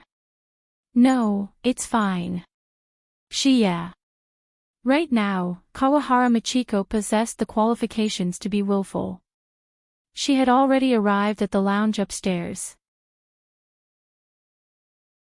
She sat on the sofa and slightly relaxed her long tense toes and ankles. "Mom is at a banquet." "It's fine. Tell Mom." "Did you have fun today?" Kawahara Jie laughed. "It's the same here, Mom. Today is the birthday of Mr. Luo Yuandao, Mr. Luo Nan's grandfather.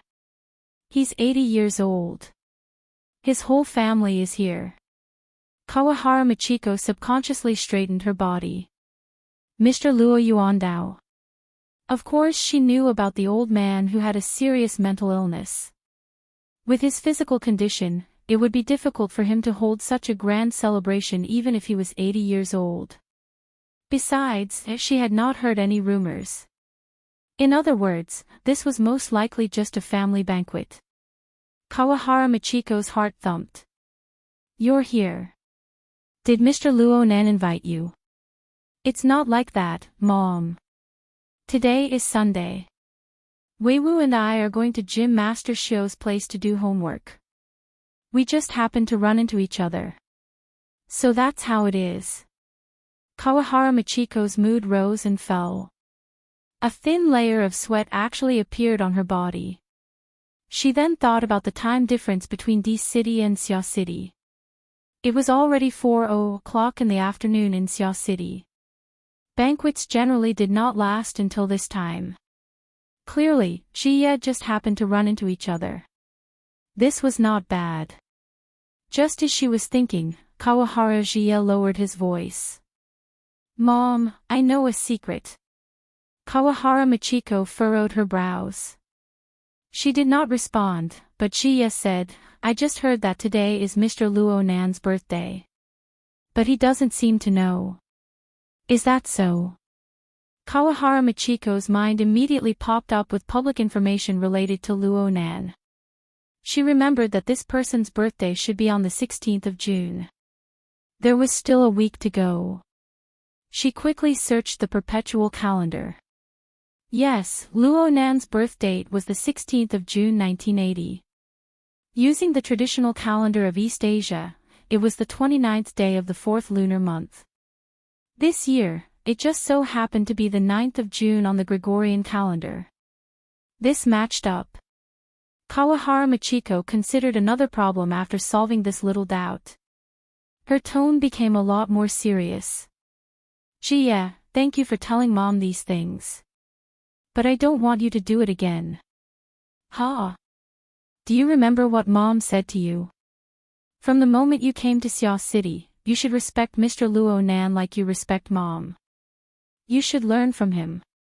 You should ask him for advice. You should be a qualified retainer. You should be loyal to Mr. Luo Nan and obtain his approval.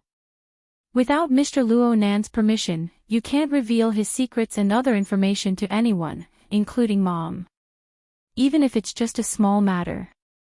The other side went silent. Kawahara Michiko was actually a bit worried. She hadn't criticized her own son like this for a long time, especially now that they were separated by tens of thousands of miles. She didn't even have a video call. She felt very uncertain for a time. Just as she was about to send a video call request, Jie Heyuan asked in an even softer voice. Mom, are you Mr. Luo Nan's mistress? Kawahara Michiko had once believed that she would never be troubled by such a question. To a certain extent, she even hoped that everyone else would think this way. She wanted to turn this matter into reality. Only then would she be able to consolidate her inexplicable position. But at this very moment, when this question came out of her own son's mouth, her feelings were clearly not as simple as she imagined. She even subconsciously wanted to slap him, but Jie Heyuan wasn't in front of her. That empty slap seemed to hit her face in the end. Jie, why do you say this? Kawahara Michiko only realized that her voice was dull and hoarse when she spoke. It was like cracking porcelain. When it was struck again, it no longer had a clear echo. Is it in Xia City? No. It's in Banqing, Mom. Jie Heyuan's voice was still weak, but it was strangely steady and even calm. Many people have tried to tell me this matter, including Grandpa and Grandma. They've tried various methods and angles. It seems that I really am your weakness, Mom. Jie. Even though she knew that her son was far more mature than his peers, Kawahara Michiko didn't want to hear the result of his deliberations. She didn't want to hear it at all. A second or two later, or perhaps even longer, Shia Heiyuan spoke. His voice was a bit urgent. Weiwu is calling me. Mom, don't worry. Mr. Luo Nan is a very, very good person. Many people here are. The next moment, Jia Heiyuan used a very clear voice to respond. Hey, I'm here. Wait for me. The call ended immediately. Kawahara Michiko stared blankly at the bracelet on her wrist for a long time. She almost thought that she would shed tears, even if they were just a few symbolic drops. But when she heard the sound of people outside the lounge, she reflexively straightened her back. The corners of her mouth curled up, revealing a beautiful, calm, and mysterious arc. It was as if everything was under her control. In fact, she really did achieve perfect control. Whether it was her external expression or her internal state of mind. Even if there were some ups and downs, they all settled down in a sentence that was like an incantation. This was what Jia had said. Mr. Luo Nan is a very, very good person. Right? A 6-year-old child could tell in 2 weeks. Mr. Luo Nan is a very, very good person. The door to the lounge opened, and the noise from the banquet hall began to flow once more. Kawahara Michiko was like a mermaid.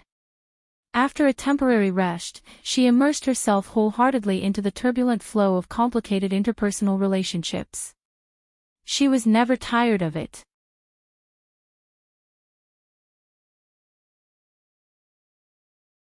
Chapter 1105. Yuanji ended the call with his mother in a hurry and ran in the direction Di Weiwu was calling him. How complicated could the layout of a sanatorium be? The relatively private places for calls were at the end of the corridor, the stairwell, the elevator, and so on. Because of this, Yuanji bumped into someone when he ran out from the corner of the stairwell. That person was also on the phone. Yes, it's over there. Just send me the coordinates. Yuanji was a bit confused when he heard this voice. Wasn't this the main character of his conversation with his mother, Mr. Luo Nan? Clearly, Mr. Luo Nan had taken a fancy to this private place for calls. Maybe he saw that Yuanji was the first to go in, so he called from outside. Yuanji didn't know whether to run or stay.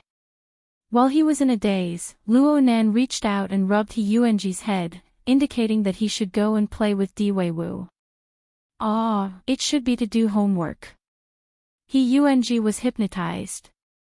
He walked over in a daze and faintly heard Luo Nan say, "It's not convenient to ask right now. They're trying their best to make me forget about this. I don't want to use it to disgust people. I'll just go pay my respects next week."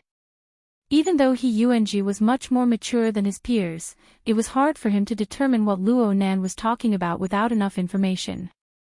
Right now, almost everyone in the corridor on this floor of the sanatorium was related to Mr. Luo Nan. Yuanji had only walked a few steps when the fat Mr. Mo Ping touched his head. He even said that he needed an excuse to be immortal. Sure enough, the customs of Ban City were very different from those of Xia City. He had to adapt to them one by one. "Don't bully me." Mr. Luo Nan's call was very short. He followed closely behind Yuanji. Yuanji hurriedly turned around and bowed seriously. He was apologizing for his actions, which he didn't know if he had exposed himself earlier. Mo Ping didn't pay attention to him at all. Instead, he clenched his fist in a very serious manner. It was the hand that had touched Yuanji's head. Mo Ping swung it twice and tapped in the air. He must be following some kind of visual logic that they couldn't see. A second later, Mo Ping swung his arm and shouted with a suppressed voice, "Double kill." Luo Nan reached his hand out to touch Yuanji's forehead as he was shouting. Luo Nan slapped his hand away.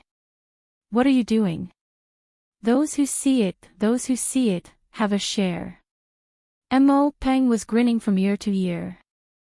Thanks to this little bro, I'll have 2 slots to experience the 10 days in the wilderness expansion pack. Don't miss it if you go the wrong way. This experience card is for you. And, shouldn't it be given to Jie? Mo Ping blurted out, what games are kids playing? I mean, 10 days in the wilderness is a special tutorial.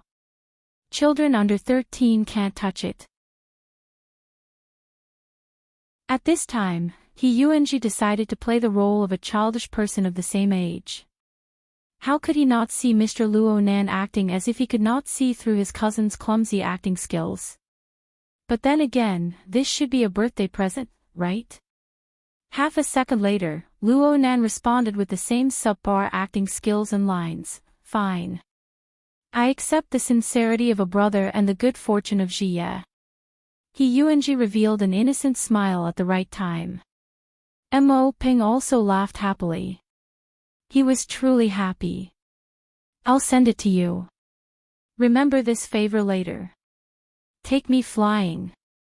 Luonan, who had left behind a glorious battle record at Frost River Reality, took charge of this matter. No problem. Let's go to the hero seat. I'll remember. After Luonan's performance was rewarded, Luonan patted Mo Peng on the shoulder and walked toward his grandfather's room. Mo Peng was already making up for his slip of the tongue later. Jie, there's nothing good about that adult-oriented game. Brother, Yuanji corrected him very seriously. You're my elder, Mr. Mo Peng. Hey, Jie, you've been slacking off for far too long. Di Weiwu gave Yuanji a senior command. Luonan checked the new electronic experience card in his hand and pretended not to see it. The purchase date for the experience card was yesterday. He laughed again and flipped his hand inside the sleeve of his t-shirt. When it came out again, there was an old notebook in his hand. He arrived outside his grandfather's room, but he did not immediately push the door open. He just looked at the situation inside the room through the glass window. Inside the room, his aunt and Moya were chatting with his grandfather's special nurse, Auntie Hong. They were understanding the situation. Ruiwen stood quietly to the side. Yes, she was with Di Weiwu just now. When did she come in? His uncle, Mo Haiheng, was lying on the other side of the chair. He had already fallen asleep with his eyes closed. As for his grandfather, who had given birth early today, he was on the balcony of the outer room, chatting with Gym Master Xiao. Below his feet was the new building block Kingdom of God. Of course, this did not stop him from dozing off under the warm afternoon sunlight. Luonan looked down at the old notebook in his hand when he saw this scene. He shook his head and tucked this thing under his ribs. Then he turned around and left. He passed through the corridor and arrived at the balcony attached to this floor. The balcony was also facing the sun. His vision was a bit better from this position. He could even see his grandfather's calf nearly buried in the building blocks on the balcony of the ward. You can say that this is a hidden security hazard. I once considered giving the old gentleman a different room, but considering the problem of adaptability, I didn't bother with it. Someone spoke from behind Luonan. Luonan turned around and greeted with a smile, Brother Octopus. The person who came was none other than Zhang Yuliang, who worked in this sanatorium. While Luonan was more used to calling him Octopus. This neuropharmaceutics expert wore white clothes. His hands were in his pockets as he walked over unhurriedly. He stood side by side with Luonan and followed Luonan's gaze to look in that direction. You didn't go in just now. Not just that. I hid half a foot in the crowd at the beginning. It's a birthday celebration. Just don't mess things up. Octopus opened his mouth, but he swallowed back the words, you're also the birthday boy today. Since Mrs. Luo Shuqing and the others racked their brains to use this special day to organize a family activity, and they deliberately hid it from Luonan, the person involved, in order to avoid making bad associations, why should he expose them? Well, Luo Nan didn't need him to be smart. Does the old man get excited when he sees you? Basically. Is it because he can see how terrifying of a fellow you are? Octopus was obviously joking. But Luo Nan nodded. It should be like this. Ha! Luo Nan didn't answer immediately. He just asked, has Grandpa's state been the same these past few days? Yeah. He's good for a while and bad for a while. He looks up to the sky at every turn, especially on cloudy days. Luckily, Xia City has been bathed in sunlight these past few days. Luo Nan shot a glance at the sky and agreed, that's right. He's been okay. Octopus felt that these words lacked sincerity. He hesitated for a moment before speaking. Nanster, I need to ask you something in private. You're being too polite. Octopus lowered his voice. I can't not be polite. The situation is very sensitive right now. We're the ones who deal with abnormalities. Ha! Aren't we? At the summit conference, you strongly advocated to separate abnormalities from the X factor that triggers extraordinary powers. This is drawing a line. Octopus had already taken his hands out of his pockets. He spread them out in the shape of a scale. Should we deal with the abnormalities first or should we explore the planes first? The internet is going to be in an uproar right now. But you don't need to worry. Our medical world will definitely stand on your side. I even have to thank you. Luo Nan rolled his eyes. At the same time, he understood what Octopus wanted to ask. You want to talk about the problem of the source of radiation. To be precise, I want to talk about the influence of the current objective environment on everyone's cultivation. Is there really such a close external factor? Octopus had a face of curiosity. From what I can see, the trend line of Lord's secret contract is a false proposition. However, the trend of environmental change cannot be denied. Luo Nan paused and changed the topic. I went to see old you yesterday.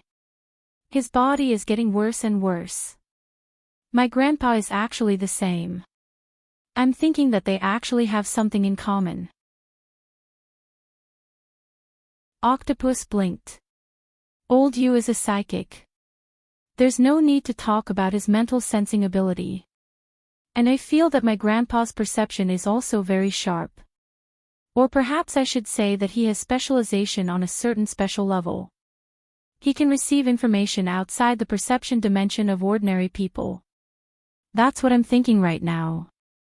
Luo Nan's train of thought was expanded from the special sensing machinery of the magnetic photon mica jellyfish. Every day, he would be scoured by an enormous amount of information that exceeded his ability to comprehend. He was deeply aware of the suffering involved. Luo Nan's words were not hard to understand purely in terms of verbal logic. Octopus made even more connections from this. So, the old man's physical state, including old you's current state, is indeed related to the source of radiation. We can't exclude this aspect of the factor.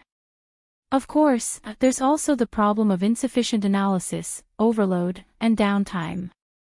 Luo Nan casually flipped through the old notebook next to him. He looked at the chaotic lines that had been destroyed and filled in. This was a special item that had stirred up a storm not too long ago. Many people believed that it possessed an astonishing secret and corresponding value. Luo Nan didn't want to correct anything because he hadn't completely deciphered the information within. But he was certain that he was more qualified than anyone else on Earth to make a judgment. His grandpa certainly didn't possess extraordinary strength. After his mental symptoms appeared, his body was much weaker than a normal person's. It was very likely that such a weak body could bear an extremely dense and extremely fatal amount of information. Luo Nan, who had rich experience with overload, could completely imagine the consequences.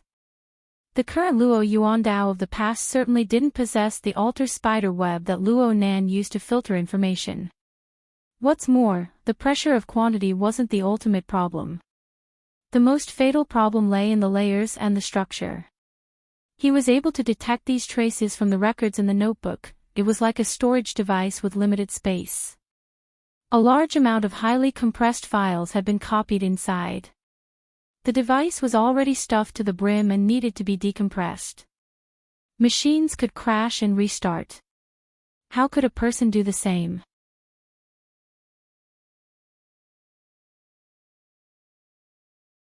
Chapter 1106. Luo Nan already had a definite answer in his mind as to what the source of radiation was.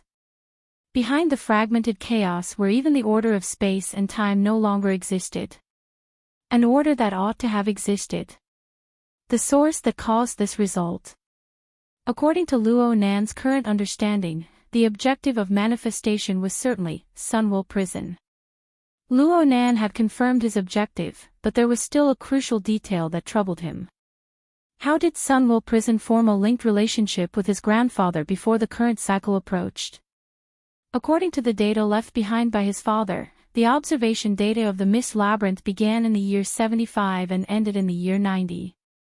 With his grandfather's mental state and the reality of his father walking alone, the old man certainly did not participate in the next 10 years. Then came the problem. Whether it was Luo Yuandao or Luo Zhongheng, they were far from being able to reach the core area of Sunwell Prison. They were separated by the boundless Mist Labyrinth. How were they able to draw in such an enormous flood of chaotic data? It seemed like there was no special projection like the Wraith sign at that time. Luo Nan thought of other factors, such as the external neuron, but there were still some things that didn't make sense. No matter what the reason was, Luo Nan believed that the source of the terrible situation his grandfather faced was certainly the realization of a connection with Sunwell Prison that traversed the barrier of space and time. Luo Nan's past experiences were right there. How was it possible for an old man who did not possess any extraordinary power to withstand the impact of the terrifying flood of data? There was also, did the two still maintain a connection? Was his grandfather still suffering from the impact and corrosion? Going a step further, there was the continuous aurora light, the daytime nightmare, and even the magnetic mica jellyfish. What sort of effects would these unexpected factors have on his grandfather? What sort of damage would he receive? Luo Nan had tried to avoid thinking deeply about this problem, but how could he avoid it? Every time Luo Nan's thoughts reached this level, he would imitate the Sunwell Prison in the space of his consciousness. The structure of checks and balances formed by the chains and the Wraith sign would hum and tremble within the chaotic dark cloud of information. And deep within the dark cloud, the hull constructed out of thin air would respond without a sound. Luo Nan was just trying to find a rule of order that could be explained and analyzed from the structure of the Sunwell Prison. It would be best if it could be used by his grandfather to relieve his pressure. That was all. But this was not an easy task. Luo Nan's expression gradually turned gloomy. Octopus felt that there was no way to continue this topic. Coincidentally, a few messages flashed through his friend group. Just by looking at the flashy links, he knew that Bamboo Pole, the rumor maker, had started working again. This guy forwarded at least 30 pieces of trending news and gossip every day. Apart from more than half of them being eye candy and mental food, the other half basically included key local, regional, and even global information. As the saying goes, a homebody who doesn't step out of the crowd knows the affairs of the world. Octopus used this as an excuse to forcefully change the topic. Right now, the radiation source is still a hidden concern. Once Chaos City and Xiqing City's statements came out, the problem of radiation mutation immediately exploded. Look at the statistics that Bamboo Pole posted in the group chat. In 88 cities, there have been a total of 192 demonstrations of more than 10,000 people in the past 24 hours. Moreover, it's an equal distribution of rain and dew. No one can escape. There are those who support and those who protest. It's quite messy. Luo Nan casually flipped through a few pages of the notebook. He twisted his wrist and sucked the notebook into the void like magic. Then he turned around and leaned against the railing. He sighed. Sparks are flying over here as well. Look at what Bamboo Pole is doing. The internet is boiling over. Luckily, the East Asian cultural circle is relatively conservative. The focus isn't on some group evolution. They're mainly bringing up old scores. This is quite sensitive. There was a large-scale strike in the trade zone of Tianban City a few days ago. Luo Nan's information channels far surpassed Octopus's. It's probably the aftermath of the Vagrant Act. Yes. Especially the so-called humanitarian aid agreement for the mutated infected. The two policies of restricted household registration and voluntary living have caused many tragedies of family separation. There are also many vagrant tribes that have lost their homes and relocated. The pressure is mainly on the welfare organizations and the SCA. Uncle has been working overtime for nearly a week for this. It wasn't easy for him to use his grandfather's birthday as an excuse. In the end, he still hasn't woken up yet. This topic was a bit too complicated and in-depth. Octopus shook his head. It's precisely because this matter is sharp. It's not that sensitive compared to group evolution. Many people are willing to join in the buzz and express their public stance. Right now, the public opinion on the internet is basically one-sided. Actually, I also support an investigation. But it seems to be a contradiction when it comes to the issue of isolation of mutated people. It's clearly an anti-isolation stance. I'm afraid things will get lively in the future. Octopus's brows furrowed as he spoke. That foundation of yours hasn't officially started operating yet. You must be careful and keep a low profile. Right now, many people are eager for you to take the lead and attract firepower for them. Luo Nan curled his lips. He nodded without saying a word. Octopus didn't know if Luo Nan was listening or not. He was just chatting, so the topic jumped a bit. Speaking of which, Bamboo Pole is working for you. Yeah. Brother Bamboo Pole's data analysis ability is exactly what I need. It's even rarer that he knows everything about the inner world. He has his own information channel. If I don't grab hold of him, I'll lose out. Hey. Can't you take care of the minds of the people at the bottom of society? Brother Octopus, you can come if you want. The Foundation's design is to conduct investigations and research at the same time. Research on the nervous system is also a very important field. Forget it. I know my own limits. Bamboo Pole's professional skills are ranked in the top 10 of the inner world. It's hard for me to rank in the top 1,000. I'd be too old to be a graduate student. It's better to watch over this stall. Of course, if there are any new developments, please do share them in a timely manner. Luo Nan didn't try to persuade Octopus any further. In fact, he really hoped that he had a trustworthy and knowledgeable friend like Octopus to watch over this place. And Octopus most likely understood this point. Luo Nan thought for a bit and said, "Actually, I've been pondering over a paper these past few days. I'm preparing to publish it publicly. Let's ponder it together later." Ha! The current topic is formatting theory, mapping example and expanded research on the human body giant system. Isn't it a bit unprofessional? Octopus went, twice, but before he could respond, a call came in from Luo Nan's side. It was his aunt, Mrs. Luo Shuqing. Luo Nan heard a few words and immediately displayed his lovable appearance. Are we going back? Okay, we're almost there. Whose car? No one's car isn't going back. If that's the case, then of course I'm going home. I'm going with you, Auntie. Octopus's eyelids twitched as he watched from the side. All right, this was a young man. He was solid.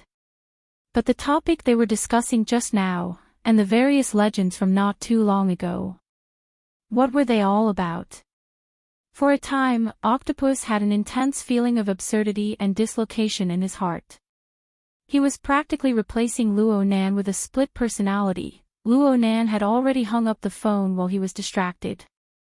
He turned around and ridiculed Octopus. Moya wants to take Rue Wen to the recording studio. She says that they might work through the night. Auntie actually agreed. But I remember last year when Moya participated in the music festival, our house practically exploded on the spot. Is there such a big difference between one person playing music and two people playing music? Perhaps Auntie just has a problem with underground music. Hee hee. Luo Nan didn't say anything more. Even though he had basically entered the level where he didn't need a means of transportation, he still needed to follow the group in order to preserve his image as a tottering obedient child in front of his family. He waved his hand and walked towards the exit of the platform. Brother Octopus, let's talk in detail later. Actually, I've pretty much drafted the outline. I'll send it to the group in 2 days. Oh, okay. I won't go over. I don't want Auntie to say those courteous words again. Luo Nan didn't turn his head. He made an okay gesture and ran with small steps. He soon crossed the platform and disappeared behind the door. He was like a graceful and energetic youth. That was how he should be. Just from the perspective of personal interactions, this wasn't too bad. At the very least, the current Luo Nan was no longer the somewhat gloomy youth they first met. Just from this point alone, Luo Nan was already quite good. Octopus didn't have much use for Octopus in a place like the sanatorium, and he was a relatively high-end professional. Most of his time was spent on scientific research. Octopus received a bit of stimulation from their conversation just now, so he went back and soaked himself in his own laboratory. He entered a state of mind and lost track of time. This lasted until the hexier vibrated. Someone in his friend group had him. It was Xie Junping. Octopus, bro. I'm holding a temporary board meeting. I've entrusted Brother Papercut to help me pick someone up. Brother Papercut's car was just sent for maintenance. He might be a bit late. Erping, got it. Di Weiwu usually lived in Lon Town's welfare home. During the weekends, he would go to the sanatorium to do his homework. At the same time, he would receive the influence of Gym Master Xiao and Dean Wan. Yuanji was sent over by his mother, and he received the same treatment. Perhaps Luo Nan considered him a hostage, but Luo Nan treated him equally and nurtured him as a disciple. There were plenty of benefits, but the transportation wasn't too convenient. Normally, Worker Zhai would come over to pick someone up. If Worker Zhai was working overtime and couldn't get away, then it would be Xie Junping, a loyal believer of the Order of Creators, who would come out. Papercut was a mobile member, a spare tire of spare tires. With Xie Junping's current resources, arranging a driver to pick someone up wasn't a big deal. However, everyone knew that these were extraordinary times. Even though they were at Xia City's headquarters, the people by Luo Nan's side needed to maintain a minimum level of safety awareness. They needed to communicate and help each other. They didn't want to give the schemers in the shadows any opportunities. At this time, Papercut jumped out. Octopus, Erping, I won't be late. We've already entered the main entrance. I hitched a ride with Bamboo Pole. Octopus was baffled. You two are together. Bamboo Pole, don't bring bad news to an honest man. Bamboo Pole, hee hee. While they were chatting, Octopus raised his head and looked out of the window. He found that it was already almost 6:00. The weekend was also the peak hour. It would take at least 1.5 hours to get back to Forest Wall District. So, he sent another message. Paper Cutter Bamboo Pole, you guys can eat here. This is the staff cafeteria. Eat to your heart's content, it's my treat. If it weren't for the fear that the children would be hungry, do you think I would be willing to entertain you? Forget it. The children in the orphanage go to bed at 9 o'clock. If I stay here for too long, I will inevitably disturb my schedule when I go back. Dean Wan is easy to talk to, but Nanny Wang is not easy to dismiss. After a few minutes, the other side sent another message. I've got him. Octopus watched the surveillance video that was specially connected to the Hexier. Sure enough, Bamboo Pole was leading the two children. He made a V sign to the camera on the ceiling. Papercut chuckled to the side. Farther away, Xiao Xinyu, who had become increasingly thin in recent times, held his hands behind his back as he watched this. Although there was no smile on his face, he was still relaxed. Octopus rolled his eyes. Alright, I won't be sending you off. You're tuning in to the LoveLore Library YouTube channel. We're so grateful for your support, and don't forget to subscribe to join us on this incredible journey through captivating stories. Your generosity through donations truly makes a world of difference, as it's the primary source of revenue that allows me to expand and enhance this channel for you. Thank you from the bottom of my heart for being a part of this adventure.